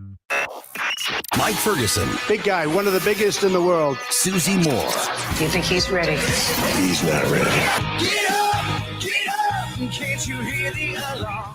Get up, St. Louis. I have a feeling that by the end of this evening, I'm going to be blamed for everything. Mike Ferguson in the morning on News Talk STL. Get up! This is your cousin. All right, the word of the day. Word of the day. Affordability. That's a good word. That's the word of the day here. The left has a pretty short memory when it comes to a key aspect of affordability right now. Oh, yeah, because obviously they're arguing and talking a lot about healthcare and affordability, and if we don't completely stay in the socialist system and we do any reforms, people are going to die. Yeah, we need to take more money from you so we can subsidize the cost of other people while you pay more on all fronts. But here's the thing is what was hurting people when it comes to affordability not all that long ago. You remember when it was, $4 a gallon for gas? We've seen energy utility prices go up. What about that aspect of affordability? Mm-hmm. We're now joined by Larry Behrens from Power the Future. Larry, good chat with you again. So affordability, and you just wrote about this at townhall.com. And I want to get your thoughts. People can find the article on that right now. We've got kind of a selective memory on the left right now when it comes to affordability. Now, I think it's fair to be talking about all of it, but we like to pick and choose. Yeah, for sure. Hey, Mike, thanks for having me. You're absolutely right. And I would argue, too, it could be selective memory, or it could just be they think the American people are stupid, that they don't remember 2+ years ago when we were paying, I think the national average actually reached above $5 a gallon for gasoline, and they see that they didn't care about affordability then. We dealt with 9% inflation. They didn't care about affordability then. Then all of a sudden they want to just say, oh, well, affordability is really important to us. That's like, the arsonist who's burned down the town saying, well, fire safety is really important to me. No, we remember exactly what they did. And so they have no credibility, if they ever did. They have no credibility on this issue of affordability because they drove up prices in every way, shape, and form. And some of these prices obviously are back down. I mean, some of the immediate executive actions that the Biden administration did reversed by the Trump administration, but there are other market factors in play right now. I mean, I saw gas at, what was it? I think $2.59, here by the radio station not that long ago. So things have come way down, but it's a matter of keeping some things as affordable as they are, but still addressing other things. Utility costs are still going up all over the place. What are things that can still be done to try to arrest that growth in cost or bring them down? Yeah, you're right. It is a complex picture, but supply has something to do with it. We're producing more oil than we ever have in the history of the country. So that's something that's going to help. But to your point, utility bills, electric bills are going up through the roof in my part of Missouri, your part of Missouri, I'm sure as well. And that's because a whole lot of utilities brought into the Green New Deal and said, oh, yeah, we trust that solar panels and windmills are going to be cheaper. Well, look at your bill. Are they cheaper? After, 4 years of this detour of the Green New Deal, are they cheaper? The answer is absolutely no. And it even gets a little more complex than that. I would argue, too, as we look around, because affordability shouldn't matter depending on who's in office, right? The Democrats are trying to make a big deal out of it now because they think they can hang it as a political anchor on President Trump. They didn't care about it under Joe Biden, but we should care about it all the time. And if you look at, $2.54 per gallon is a great price. Someone in Los Angeles would really, really love to pay that price. In fact, everybody in Los Angeles really, really would. And so we also have to look at state laws, state issues, because there are some blue states. I think 9 out of the top 10 highest gas prices in the country are in blue states. And so that all goes into play when, cost goes into it. But in order to drive down costs, we're going to have to increase supply. It's a little bit easier for oil because that infrastructure can move around quicker. The harder part is electricity. We're going to need more supply for electricity before we see those utility bills go down. Yeah, and I want to back out just a little bigger picture on this, Larry, is that this isn't in a silo. I mean, you can talk about the wonkiness and the sources of energy and the rates and all that kind of stuff, but we're talking about this is something we have to pay. The more this goes up, the more it affects our ability to do other things in the economy or do other things for ourselves or our families, even needed things. So this isn't in a silo here. Yeah, you're absolutely right, Mike, and it's a great point. It has a ripple effect. And so, something interesting that we were talking about, the American Farm Bureau Federation, they put out an annual report of what the Thanksgiving dinner costs. They just put it out this morning. And Thanksgiving dinner for Americans is going to cost 5% less this year than it did last year. I like 5% savings. That's nice. I hope it goes further in the years to come. But it's no coincidence that also our gas price is lower. The average gas price in November when Donald Trump has been in office is $2.68. The average gas price in November when Joe Biden was in office, $3.47. So if you want to talk about affordability, that's 80-cent difference per gallon on the national average. And that is what helps our food prices go lower. And yeah, it's even our home interest rate. I know I talk energy and I live and breathe in that world, so I'm a little biased, but I can tell you it touches everything that we consume, everything that we use. And so when the cost of that is high, then the cost of everything is going to go up. That voice you're hearing is Larry Behrens from Power of the Future. Okay, so when you look at what's ahead right now, obviously there are, state aspects of energy and utilities, but the biggest driver is obviously going to be at the federal level. What do we need to be doing or demanding be done in order to keep the momentum on lowering the energy costs, not just holding us where it's at? We've got to drive these costs down. Yeah, absolutely. The drill baby drill is fantastic. We need to build and build. And we need to, when I say build, I'm talking about we need more refineries, right? We need to disperse our refineries both in terms of location, so that helps drive down prices. Again, blue state regulations sometimes put a big stop to that. But we could be doing it in red states and say, we're going to build refineries here. It's going to drive down gas prices. And then maybe we could sell, gasoline to blue states at a higher rate. I mean, I would love nothing more than a nice refinery in Missouri where we sell gas at a premium to folks in Illinois, just to show them there that elections have consequences. And then also it's the same for electricity. We're going to need more power plants, and we're going to need them yesterday. Not only is demand going up, but that little thing called AI is shoving it through the roof. And so those prices are going to go up as well. That's why you see even Bill Gates saying, hey, you know what? I'm going to go restart a 3 Mile Island because we need energy. So we need the federal government to be getting the permitting going on that stuff very quickly, which was something that was hard to do during the shutdown, and also start looking strategically and saying, where in the country do we need some of these refining, processing, and pipelines that are in the best national interest to get moving. And it needs to be done. These things sometimes take decades to build. And so the sooner, the better. Yeah, I want to follow up on that AI thing, because we're having a number of fights in this area here around the data center question because of all the energy they uses and the water that he uses, all of those sorts of things. And one of the arguments is, but the data centers shouldn't result in higher rates for residents and businesses around the area. How is it possible that that could happen? If I build a business or if I rent an office building, I just pay for my stuff. Nobody else is paying my utility rates. How can policy take something like a data center or something connected to AI, which, unless somebody decides unilaterally they're going to unplug from the internet, these things have to be built. So how does that affect rate payers? Are they not just paying their own way? Yeah, that's a really great question. Well, first of all, just to get a hint of how big it's going to be, by next year, half of the electricity generated in the state of Virginia could be going to AI.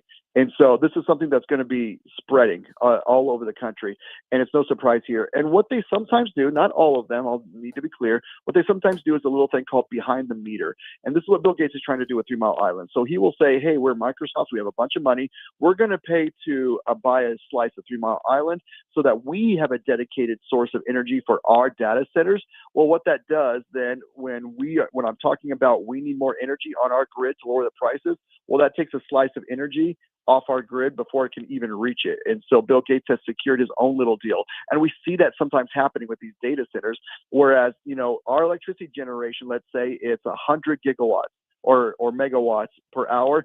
If a AI data center comes in and says, hey, I want to buy 5 of those off of you before that even reaches everyone else's grid, well, yeah, they bought 5 off of it, but now our slice of the pie has gone down to 95. That means our bill has gone up. And so those things, they need to be a part of the grid that all of us are paying so that they are paying their fair share of this as well. And so that is one way they can go up. And the other part is just pure usage, right? These data centers use more power than your average commercial section, so they should be paying for the higher cost of the bills. And so I'm hoping I'm trying to be an optimist. I'm hoping it will spur more coal, natural gas, oil, nuclear power plants to be online, because we know we're going to have this appetite for energy. But again, that's going to take time. Well, just build more solar panels and windmills. Yeah, that's great. Yeah. I saw that Bill Gates, who loves solar panels and windmills, when it came time for AI for Microsoft, that's right, he went nuclear. That's how to do it. All right, Power of the Future. Let's get everybody connected with that. That's a name that I know people have heard on the News Talk STL in our lineup in the past, but people want to get connected. What are they going to find? Sure, they can just go to powerthefuture.com. If they want to send me hate email, Larry@powerthefuture.com. I'd love to delete it. There you go. Easy enough. All right, Larry, good chat with you again, man. Thanks, Mike. Have a great day. All right. 314-912-1019. Nuclear. Yes. We need more nuclear. I don't know why this is such a surprise for so many people. All right. Congress says release the files. So what is next? We're going to update you on that in the news dump at 8:20. Inspiration, you have a soul sewn up, it is no more. And all at once depart, no destination, making cold my heart to fight your war. Stop it right now.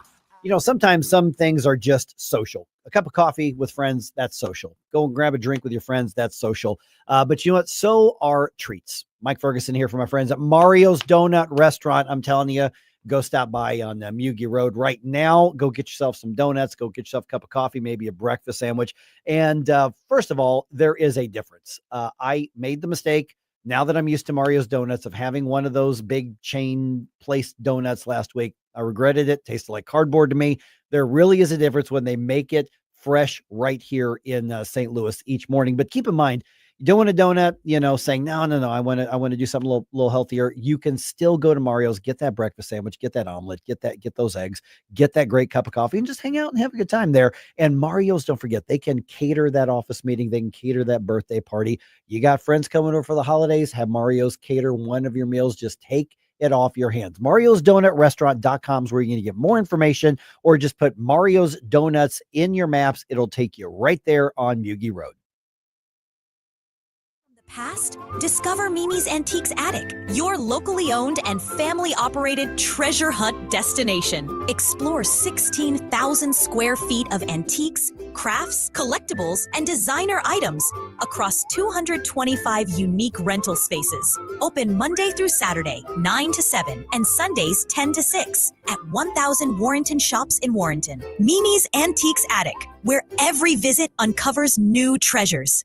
JC's Wayback Machine. It's our Thanksgiving show this week. Preheat the oven to 6,000 degrees. Don't you think that's awfully hot? Only for the turkey. Our celebrity A-list interview of the week is with Steve Martin, talking about the great John Candy and the making of planes, trains, and automobiles. Plus, 3 hours of great songs you just don't hear on the radio anymore. All brought to you by the Weber Automotive Group. It's JC's Wayback Machine. Every Saturday night, 6 to 9. On News Talk STL. License number E2014A. Hey, it's good to see you. Lights flickering? Chrysler can fix it. Breaker keeps tripping? That's a Chrysler job. Outlet not working? Chrysler makes it right. Old wiring need a rewire? Chrysler rewires with care. From little fixes to major fixes, We treat your home like our own. Treat? Did you say treat? Woof. Green is always Grasser at GrasserHomeservices.com. Live and local. Well, here's what's on my mind. I think I got the solution to immigration. News Talk STL. News, analysis, opinion.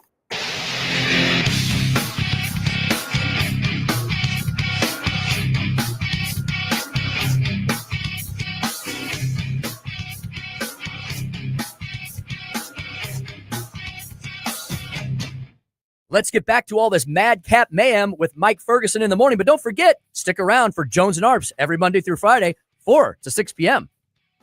All right, the Epstein Files bill heads to the president's desk. So that's a victory. Yes. But what's next? That's the question. Is there going to be another victory, or is there going to be a dead end? We'll get into that in just a minute. The trial that was and then wasn't was again today, unless it's not.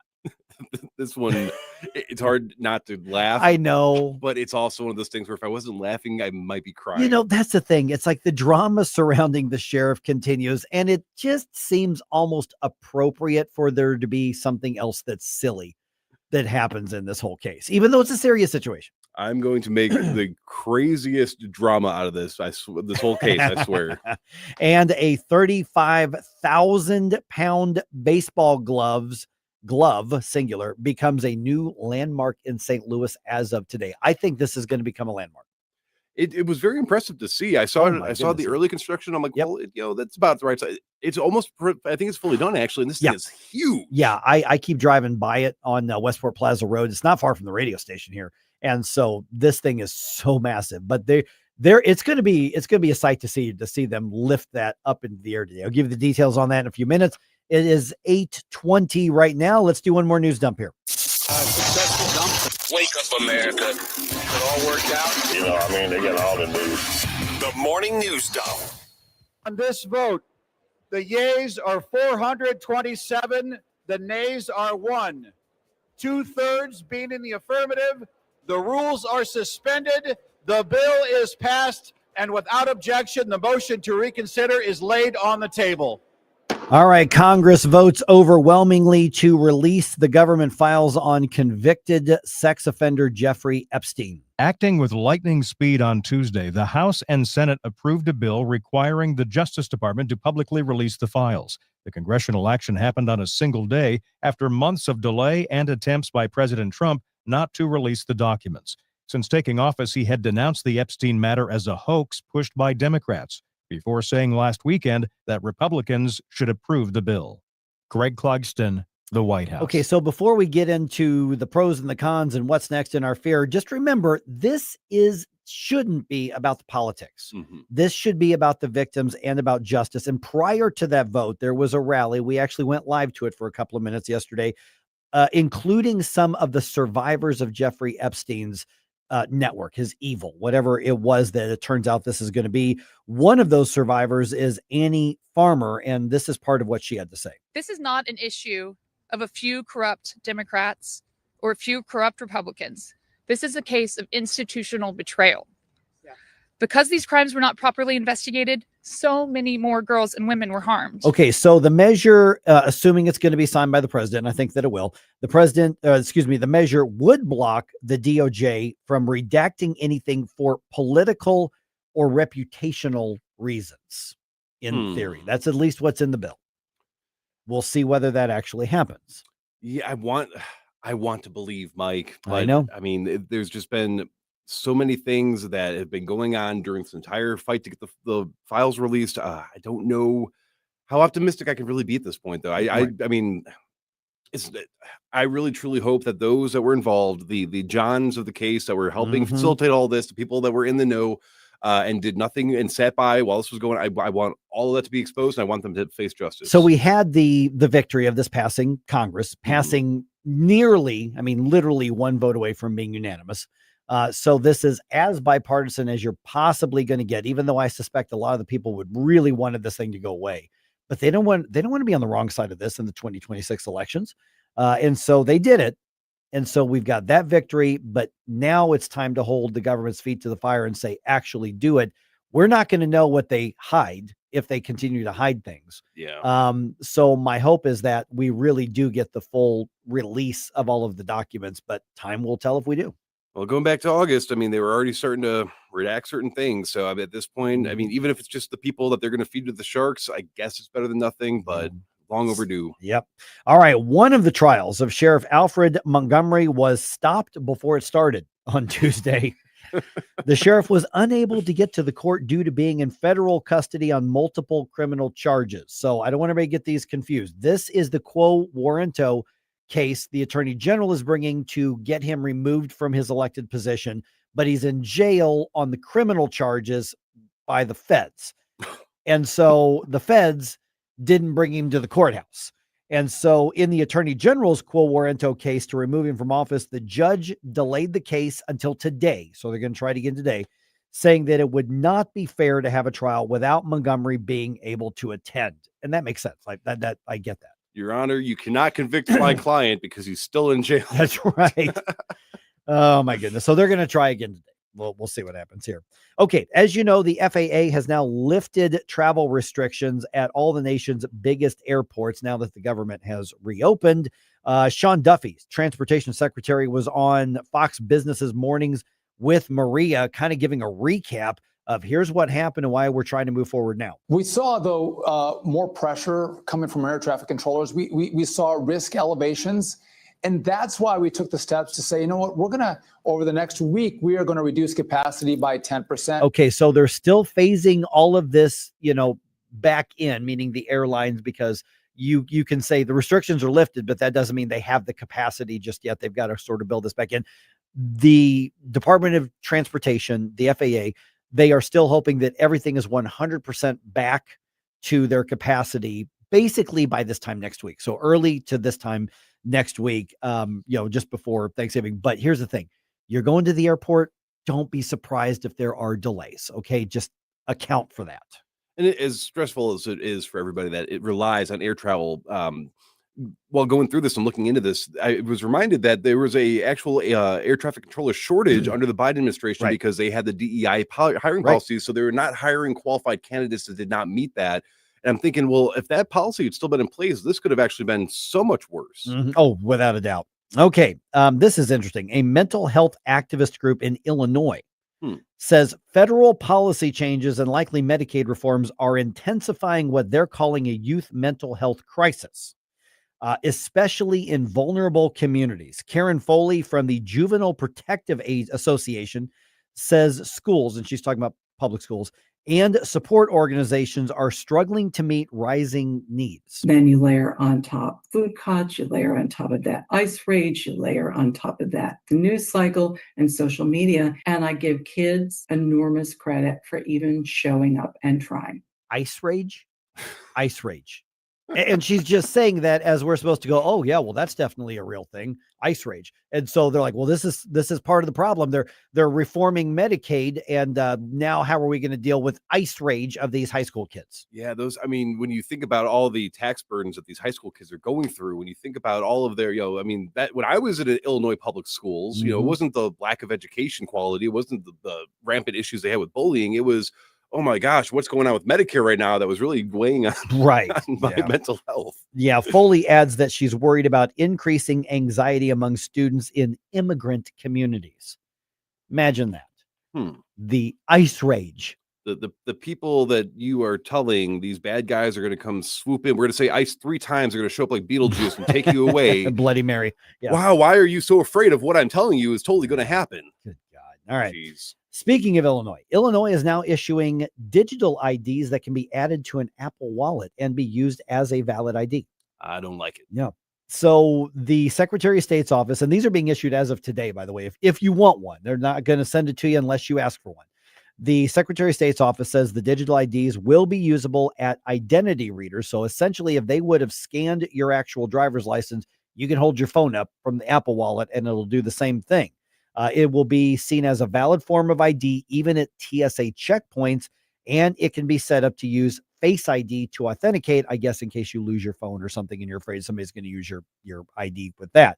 The system will soon be compatible with Google and Samsung wallets. State officials say this is not a replacement for a physical driver's license or ID card, though. You'll still need to carry that. See, there's something that just feels icky about technological corporations, being recognized by the government as you can use their form of ID. Right. And I mean, Susie is a phenomenally smart individual, but seeing the look on her face while we were trying to sit there and figure out like what is the point? Why, like, what benefit does this offer that a traditional ID does not have? I mean, I don't know. There's just something icky about it. Yeah. All right. A couple other things happening here. Let's do a little bit of sports here. A 35,000 pound baseball glove. Ooh. Yes, that's going to be hoisted to the top of a building in Maryland Heights today. I'm not sure what time that's going to happen, but sometime today. The massive Rawlings Gold Glove is going to go on top of the company's world headquarters, which is in Westport. One of the largest cranes in the world had to be shipped in order to complete this project. And I drove by there, obviously, early this morning to get here, and that crane is huge. Oh, yeah. But I am telling you, when I am trying to describe how huge this Gold Glove is, it dwarfs the heavy construction equipment all around it. I mean, hopefully it's still there. They haven't hoisted by the time I leave, because I'll stop and get a picture. This thing is just mind-boggling huge. Yeah, and for those that have watched our stream before, it's at least two of me. That's how. But no, if you could find a time where this is going to be hoisted up, I think it'd be great for people to come out, kind of watch the lifting, maybe donate some of your canned food to. That's right. At the state, because we're right next to the station. We're like literally about 60 seconds away from this thing. We're right here off Westline Industrial. So yeah, it's going to be cool. I think this is going to be like an instant landmark in St. Louis. Wow. And here's the thing, when you drive by on like 270, you're going to be able to see this. You're going to see it off 364. It's not going to look huge from the highway, but I'm telling you, you see it in person, and they've got the area fenced off, but you can see it from 60, 70 yards away, and you will see how massive this thing is. It's really something.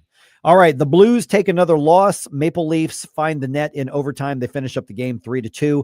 The Blues have now lost 4 of their 5 games this month. They've only won once on all of November. Road trip continues on Thursday. They are going to be in Philly.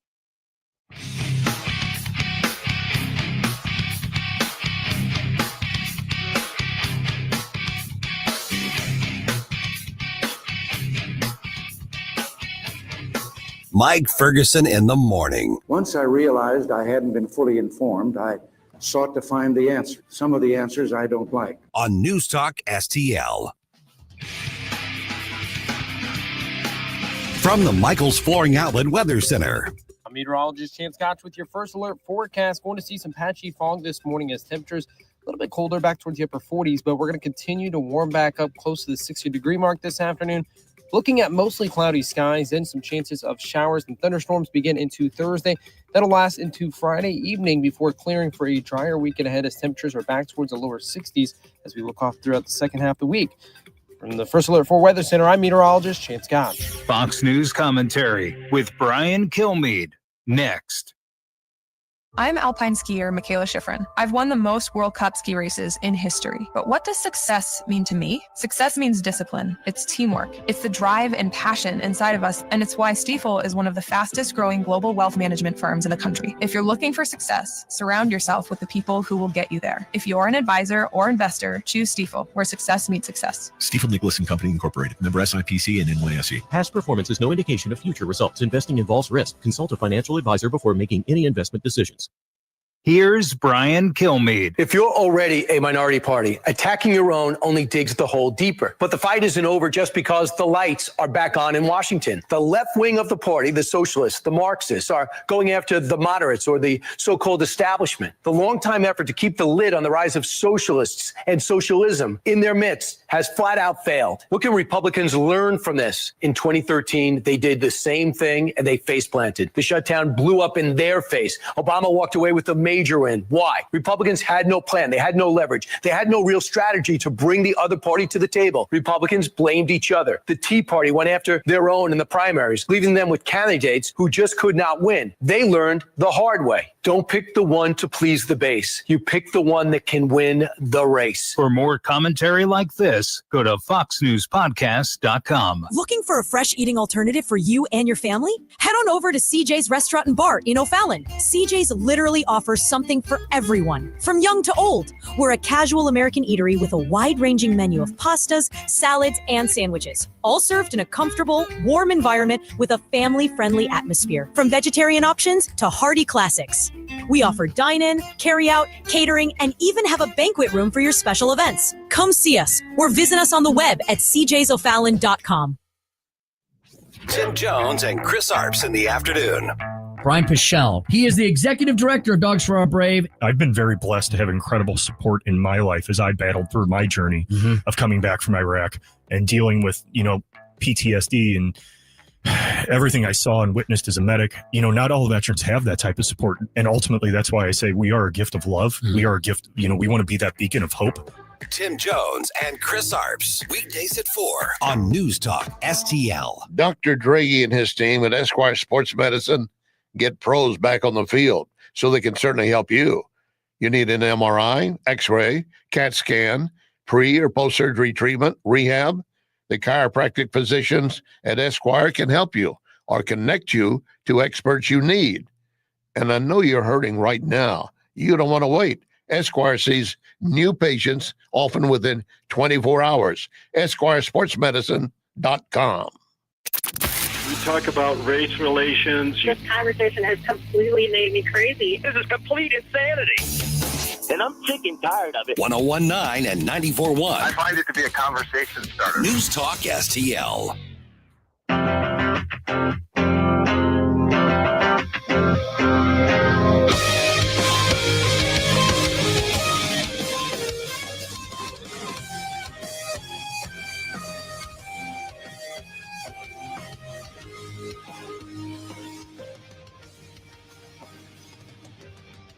Hey folks, Jamie Allman here, waiting for you for the 3 Martini Lunch, the Common Sense Radio, the Allman Report on News Talk STL. Now back to Mike Ferguson in the morning.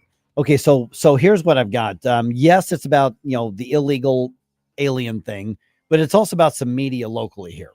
All right, I found this on Fox 2. So some local media telling us we should feel really sorry for a local family because dad got picked up by ICE. Yeah. Yeah, and they go so far as to their news website is promoting the GoFundMe to help the family with this illegal alien who's now in detention. So we're going to go through the details on it, but I've just grabbed a couple clips from their report so we can talk about that as well. 8:35 right now. So here are the basic details. Is you've got this family in Baldwin, and of course they do the interview with the mom, and you've got pictures of her playing with their kids. And what happened is dad, who's in the country illegally and apparently has been for a very long time, he got picked up by ICE. But the entire story is framed as, look at these victims. We're trying to hold the politicians accountable who are making this happen. So here's part of Andy Banker's story from Fox 2. We'll make sure that connection's there. And let me click this to make sure we got it. Okay, so here's part of his story. Lexi Perez turned 1 last month. Her first steps will come with her dad's empty shoes by the front door as he fights deportation from a jail cell. His wife says it's toughest on their oldest daughter, 3-year-old Luna. Every time I leave or my dad leaves or my mom leaves this house, she's scared that we won't come back, just like daddy is not coming back. But yeah. There's too many things that remind me of him in our home. Everything. Her 33-year-old husband has been indicted on 1 federal count of illegally re-entering the United States in 2012. She says federal agents picked him up when he pulled into work in Valley Park October 23rd. He said, I think ICE is here. And I immediately prayed with him on the phone, asking God for protection over him. And I overheard them say to Alejandro Perez, we have a warrant out for your arrest. And he hung up the phone. Yeah, that kind of pisses me off there. I'll be really honest. I started praying to God for protection from what? Accountability for breaking our laws? Really? Yeah, I look around and I see things of him. It just reminds me of him. I mean, well, yeah, it's his house. Yeah. I mean, but this is the thing, is that this is how emotionally manipulative and exploitative that this side is doing. They're trying to play on your ethos, your compassion for people. It's not like he was just some random guy that got picked up and then arrested over nothing. And now, he's hanging out with Sheriff Montgomery. This is a guy that they said illegally. So he was already here. He was here illegally. Got left. kicked out. Yeah, and well, as in the next, I'll play another Okay. clip, and they call it a self deportation.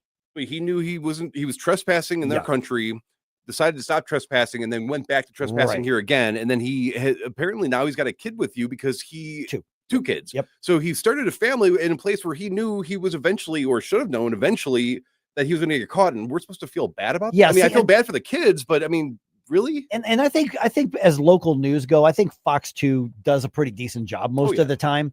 But this entire framing is what you're seeing typically in the news, where journalism's dead for the most part on a lot of these hot button issues. They have simply taken the side.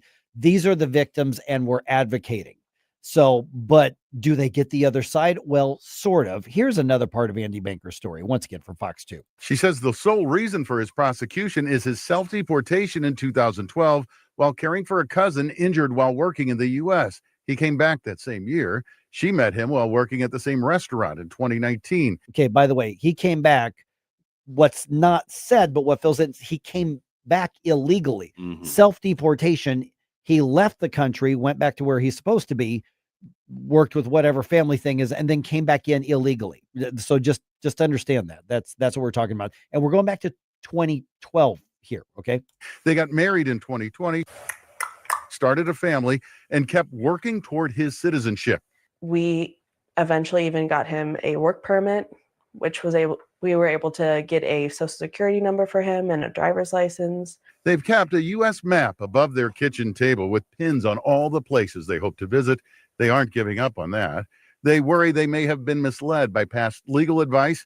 Before she decided to go public, we asked an ally of President Trump's, Missouri Senator Eric Schmidt, about the basics of this case. I know that there are going to be instances that tug at the heartstrings. But the fact of the matter is, Joe Biden opened up our border and stopped enforcing immigration law, and communities have suffered. These immigration laws are shattering families. No, the immigration laws are not shattering families. People who choose to violate our laws and are getting caught are shattering families. So they met working at the same restaurant. Right.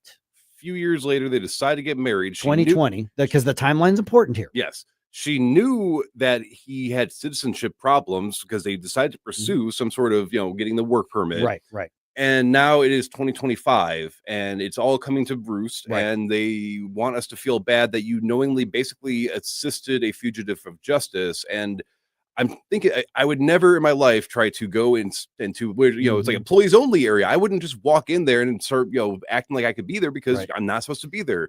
But for some reason, I'm supposed to feel bad for this person. Let's talk about the timeline there. They got Yes. married in 2020, and since then they said we've been trying to pursue citizenship. Okay, but as Senator Schmidt pointed out, those were the Biden years where they were coddling to those in the country illegally.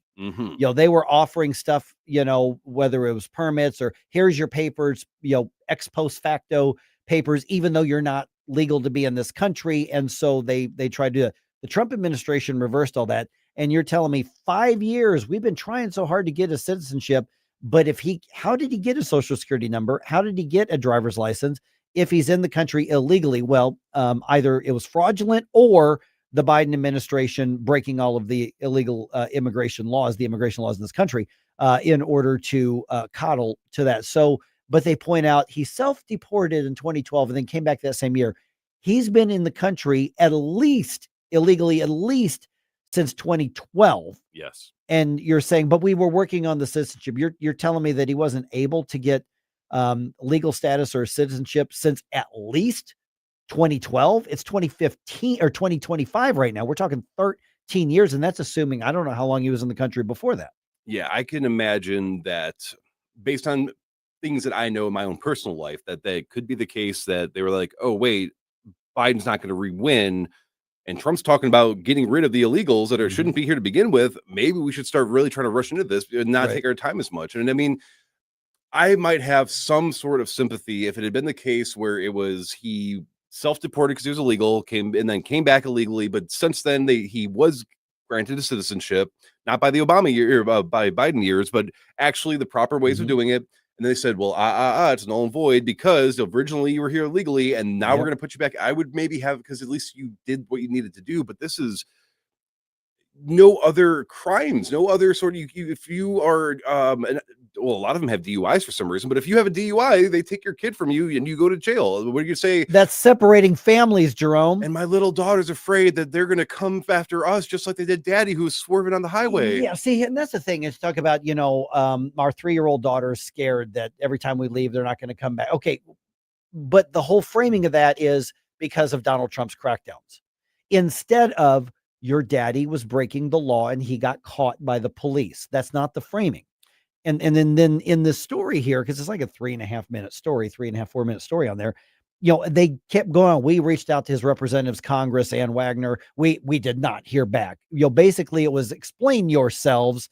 How can you justify? Because they said, we asked them whether they think he should be deported. Well, if I'm Ann Wagner, I mean, you should probably respond to your media request, but I don't really blame him. It's like, you've got a one-sided story. The premise is, look at the victims of Big Bad Orange Man.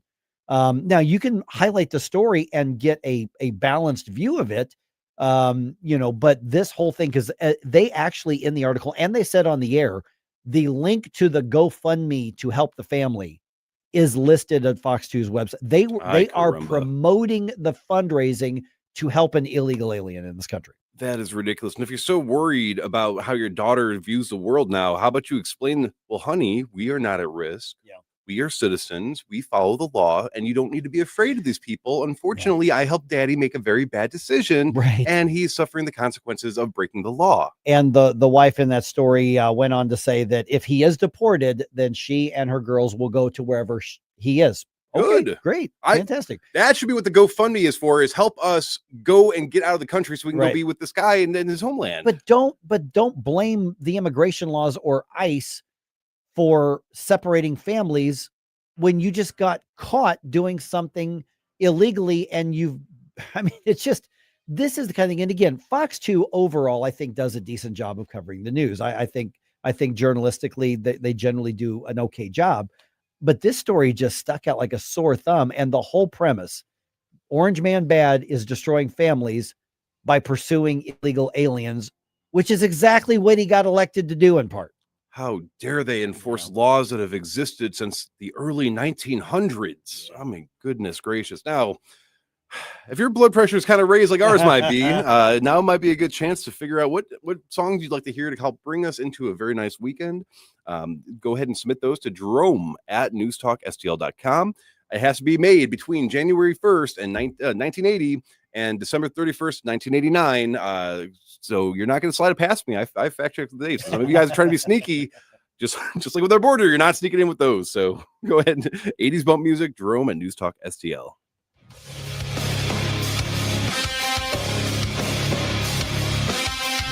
When it comes to spending your tax dollars and teaching your kids, governments and school districts should be an open book. But in Missouri, that's not always the case. Recently, the Show Me Institute sent out a sunshine law request to school districts across the state, asking for information on whether certain topics are being taught. Specifically, a controversial one called critical race theory was included in the list. Many districts didn't respond. Some wanted to charge large fees to process the documents. Lee's Summit outside Kansas City wanted over $35,000. A rural district, Morgan County, wanted $15,000. The Sunshine Law does allow charging a reasonable fee for sending out information, but there's nothing reasonable about $35,000 or $15,000. These districts should want to be transparent about their curriculums. Taxpayers deserve to know what their kids are being taught. Learn more at showmeinstitute.org. The Show Me Minute has been brought to you by Show Me Institute and Show Me Opportunity. Hi, Sean Long from STL Fence Works, and I've got some great news for families thinking about adding a fence or deck. While other companies are struggling with delays and rising costs, our commitment to American-made materials is saving our customers money. Picture your kids playing safely in your perfectly fenced backyard or hosting friends on your beautiful new deck, all while knowing you got the best value for true American quality. Whether you're dreaming of a classic ornamental fence or low-maintenance vinyl, or maybe that custom deck that you've been considering, our American-made materials and expert craftsmanship deliver superior results at prices other companies simply cannot match. This really is the golden time for your backyard project, and we have flexible financing options to make it even easier. Your satisfaction is our passion, and that's a promise. Visit stlfenceworks.com. Let's lock in your savings and satisfaction today. Colombo and Company. A federal court just blocked the new congressional map in Texas. Could it have any influence on that issue here? We'll discuss Wednesday with Mo political insider Rodney Boyd, plus Danny Define and Closest Cabinet. Live and local weekdays at 2 on Newstalk STL.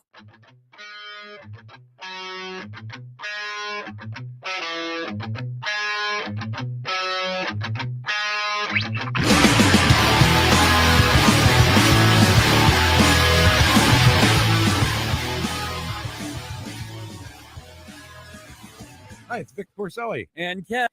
Hi, Ken. Hey, Vic. Ken and I are on every Monday through Friday here on News Talk STL. Right now, you're listening to Mike Ferguson in the morning on 1019 and 94.1 News Talk STL. Whoosh, my morning, people. Okay, I keep going back to this Rawlings Gold Glove thing. Yes. I mean, one, because I drive by it every day Mhm. here at the radio station. Do you think this becomes like an instant landmark in the St. Louis region? I think that if they had left it at a ground level, or at least somewhere that maybe you can't climb on top of, but it's still immediately visible, it could have been. That little plaza that's Because you've got the giant baseball. Yes. So I think if they had utilized that, I mean, and there was like an outdoor walking area because there's restaurants and stuff. I think it could have been, but in terms of putting it on top of the building, I don't think enough. I mean, if we weren't talking about it and they just put that up, I don't think I probably would have ever recognized it or realized it was up there. And they had to shut down an entire parking lot in order to put this thing together. Yeah. That's how big it is. Okay, so for those of you, like if you know the Westport area, like Jerome's just describing, that baseball in front of the Rawlings World Headquarters, it's a big gold baseball. It's taller than you. I mean, Jerome, you're 4, something like that. About 6'4.5", 6'5". 6'5". It's taller than you. Yes, it's huge. I could probably curl up in that. Oh, totally easily. And here's the thing: this baseball glove by scale could catch that baseball. And that baseball is also much bigger than I am. Yes. I'm saying is that baseball, I don't know how tall it is, but I mean, I wouldn't be surprised if that's 9-10 feet tall. Yeah. And this baseball glove is proportionally big enough that in theory, the giant wearing this glove could catch that baseball. That's how big this glove is. So today, and I don't know when, maybe they're doing now, I don't know, but at some point they're gonna hoist this thing up hundreds of feet in the air and place it on top of the Rawlings World Headquarters in here in Westport in Maryland Heights. And so you're going to have that. Obviously the arch is another landmark. I would say Busch Stadium is clearly a landmark. Oh yeah. So you've got those things that you drove by and you go, oh, look, and so I just got to think that when people are driving, they're going to see that gold glove, because that's really Rawlings brand is the gold glove. And so there it is. But from the highway, it's not going to do justice to the size of this thing. Yeah. And I don't know exactly where it's supposed to be placed, but that's actually a really good point. Is that I've been looking at this from the perspective of somebody that has to commute past that area. Right. And there are quite a few tall buildings in the area. But I'm sure if you're driving far enough away and you see it off the horizon, I mean, it's gold, it's metal, it probably reflects a bit. So it could be one of those things. Now, the other thing I was thinking, though, is, the arch and those sorts of landmarks were built around St. Louis because it was supposed to be a thriving hub of activity. And this was to draw people in. And so with the way St. Louis has chosen to conduct itself, that's sort of dying and people are spreading out now. So is this an indicator that maybe moving out this way is going to be the next big move and we might see more business coming this way? I think so. We're already seeing that. I actually saw, because there's like on social media, there's this like hardcore group of like downtown St. Louis defenders. They get really mad when you critique the city over anything, or they get really mad when businesses leave. And I actually saw one saying, well, that glove should have been placed in downtown St. Louis. I'm like, why? Yeah. Rawlings World Headquarters is in the county. I mean, why wouldn't you put it where the actual headquarters is? I mean, and it's a really cool thing. You can walk in for free. I mean, they sell stuff. They sell bats and they sell gloves and all that.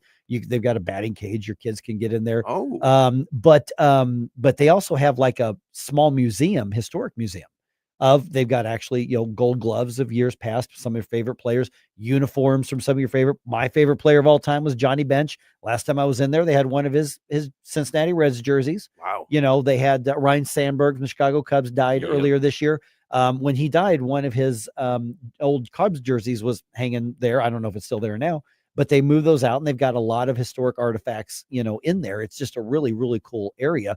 But for somebody to go, well, that gold glove should have been downtown. Like, why? I mean, they act like everybody should be trying to rebuild downtown. It's like, no, we're running from downtown because of what it's become.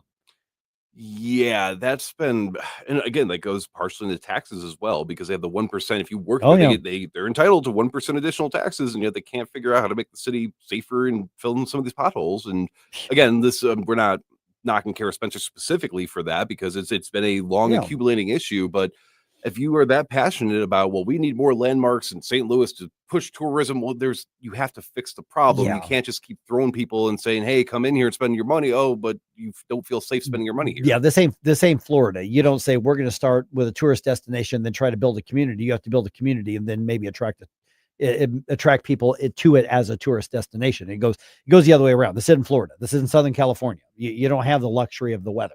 Yeah, and again, going back to Chicago, the Bean, everybody talks about the Bean, but I mean, that's also in a little bit of a nicer part of Chicago. It is, and it's a really cool park. It is, yes. And then you also have the piers, and then you also have the Navy Pier, and then you also have like the Sears Tower. Well, they call it the Wills Tower now, but it will always be the Sears. It's like calling Riverport something other than Riverport. Yeah, it's always going to be Riverport. Exactly, but darn it. Exactly. But if Chicago didn't at least get those areas, making them accessible enough, and then also have them be somewhere you felt safe bringing your kids, bringing your loved ones, bringing whoever to come and do, experience that, then guess what? Nobody's going to be there. It's not going to be there very long. And then what was the point of even having it there in the first place? Yeah.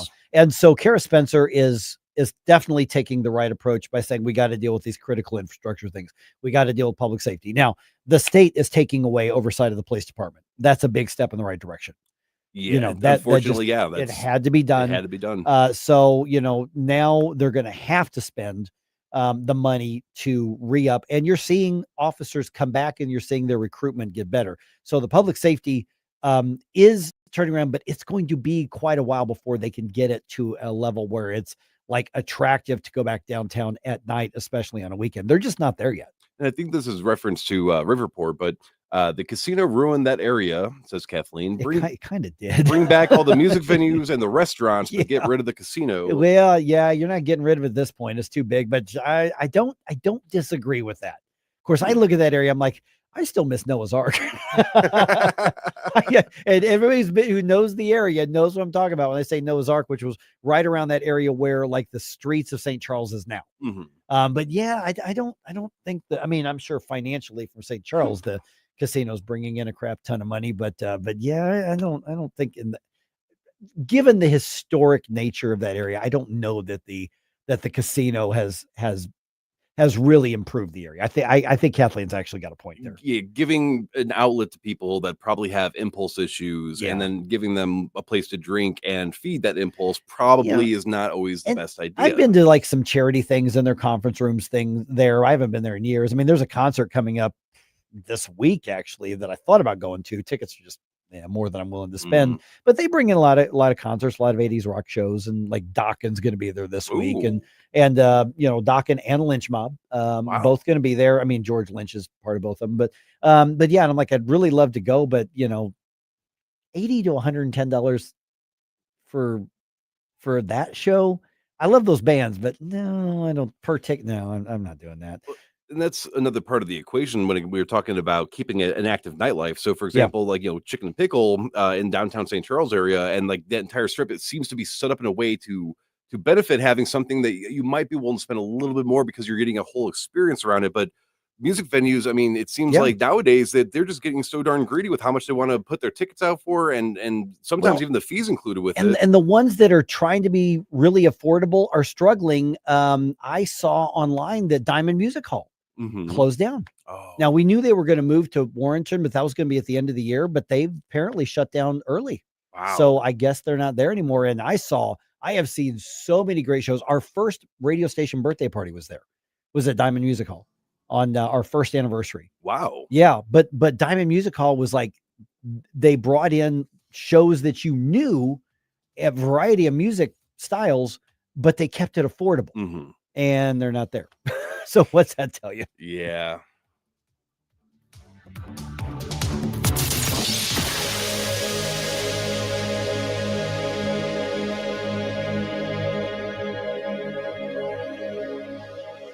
Kathy Connor from Connor Roofing is here. Kathy, how you doing? Good. Hi, Vic. You know, when you need a roof, I don't want to call a stranger. I want to call you. Yeah, thanks. At Connor Roofing, we're more than just a roofing company. How long have you been doing it? Since 1993.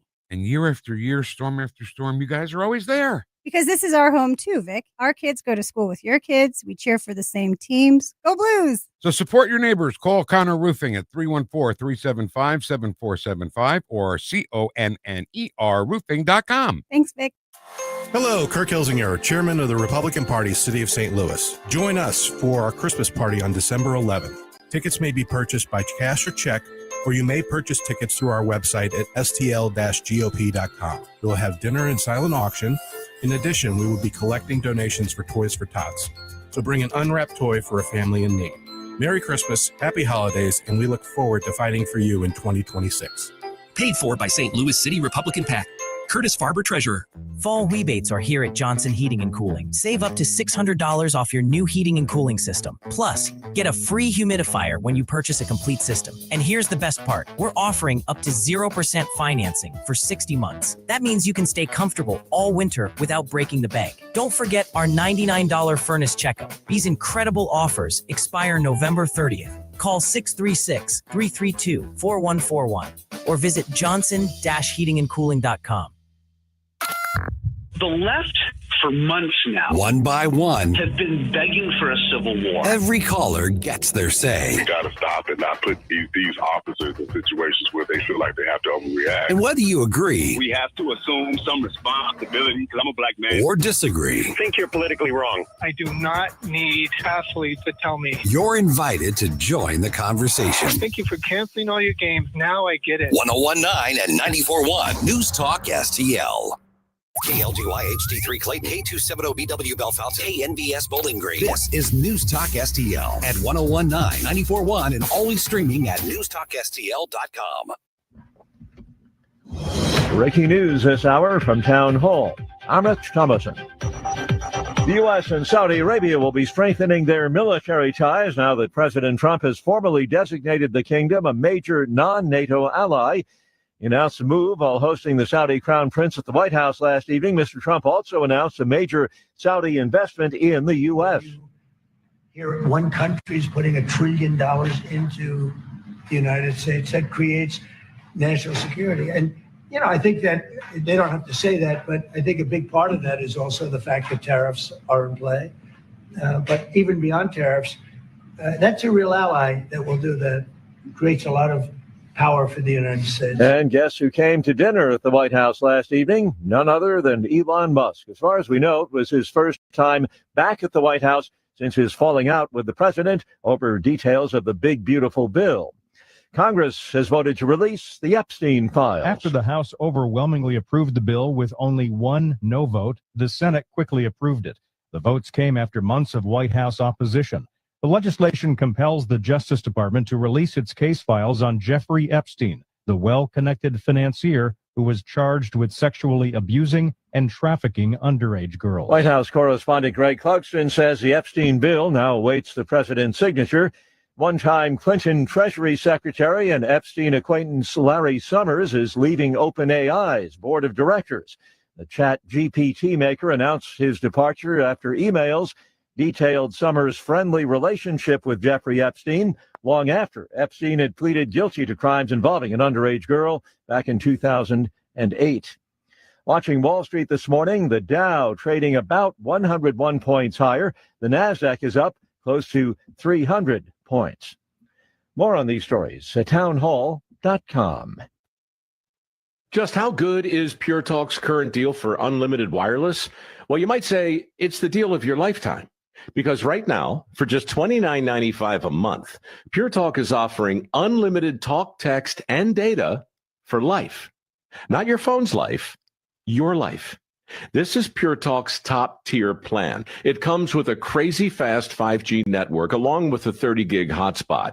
And at just $29.95 a month, there has never been a better opportunity to lock in a ridiculously low rate for as long as you live and save thousands and thousands of dollars along the way. This plan is normally $65 a month, but if you switch today, you will save over 50% every single month for the rest of your life.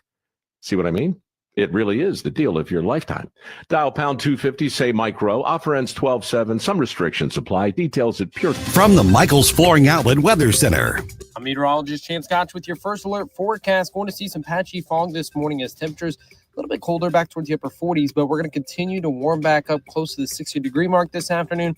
Looking at mostly cloudy skies and some chances of showers and thunderstorms begin into Thursday. That'll last into Friday evening before clearing for a drier weekend ahead as temperatures are back towards the lower 60s as we look off throughout the second half of the week. From the First Alert 4 Weather Center, I'm meteorologist Chance Scotch. This hour of News Talk STL brought to you by Chris Cooper and Serenity Wealth Management. Discover little-known strategies that could be the difference between choosing the care you deserve or having someone else decide it for you. Get a free copy of Chris's book at serenityltc.com. Bill O'Reilly here, and I'm warming up. Stand by for the O'Reilly Update Morning Edition.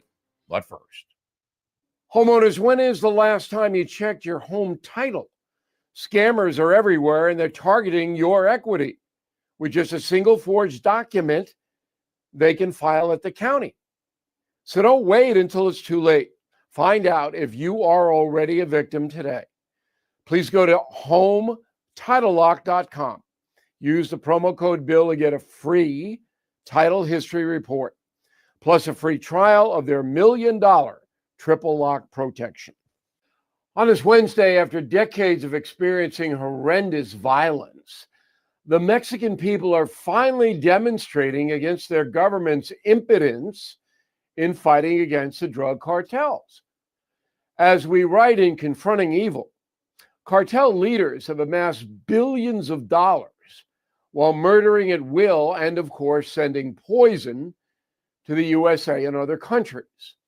In addition, cartel thugs terrorize the Mexican people by extorting legitimate businesses and violently attacking any and all opposition. President Trump has offered to coordinate with Mexico to destroy the cartel leadership, but Presidente Claudia Sheinbaum loudly declined. Why? I believe Ms. Sheinbaum is frightened for her own safety. There is no other reason, and reasonable people know it. The Mexican government is simply not strong enough to control the drug merchants.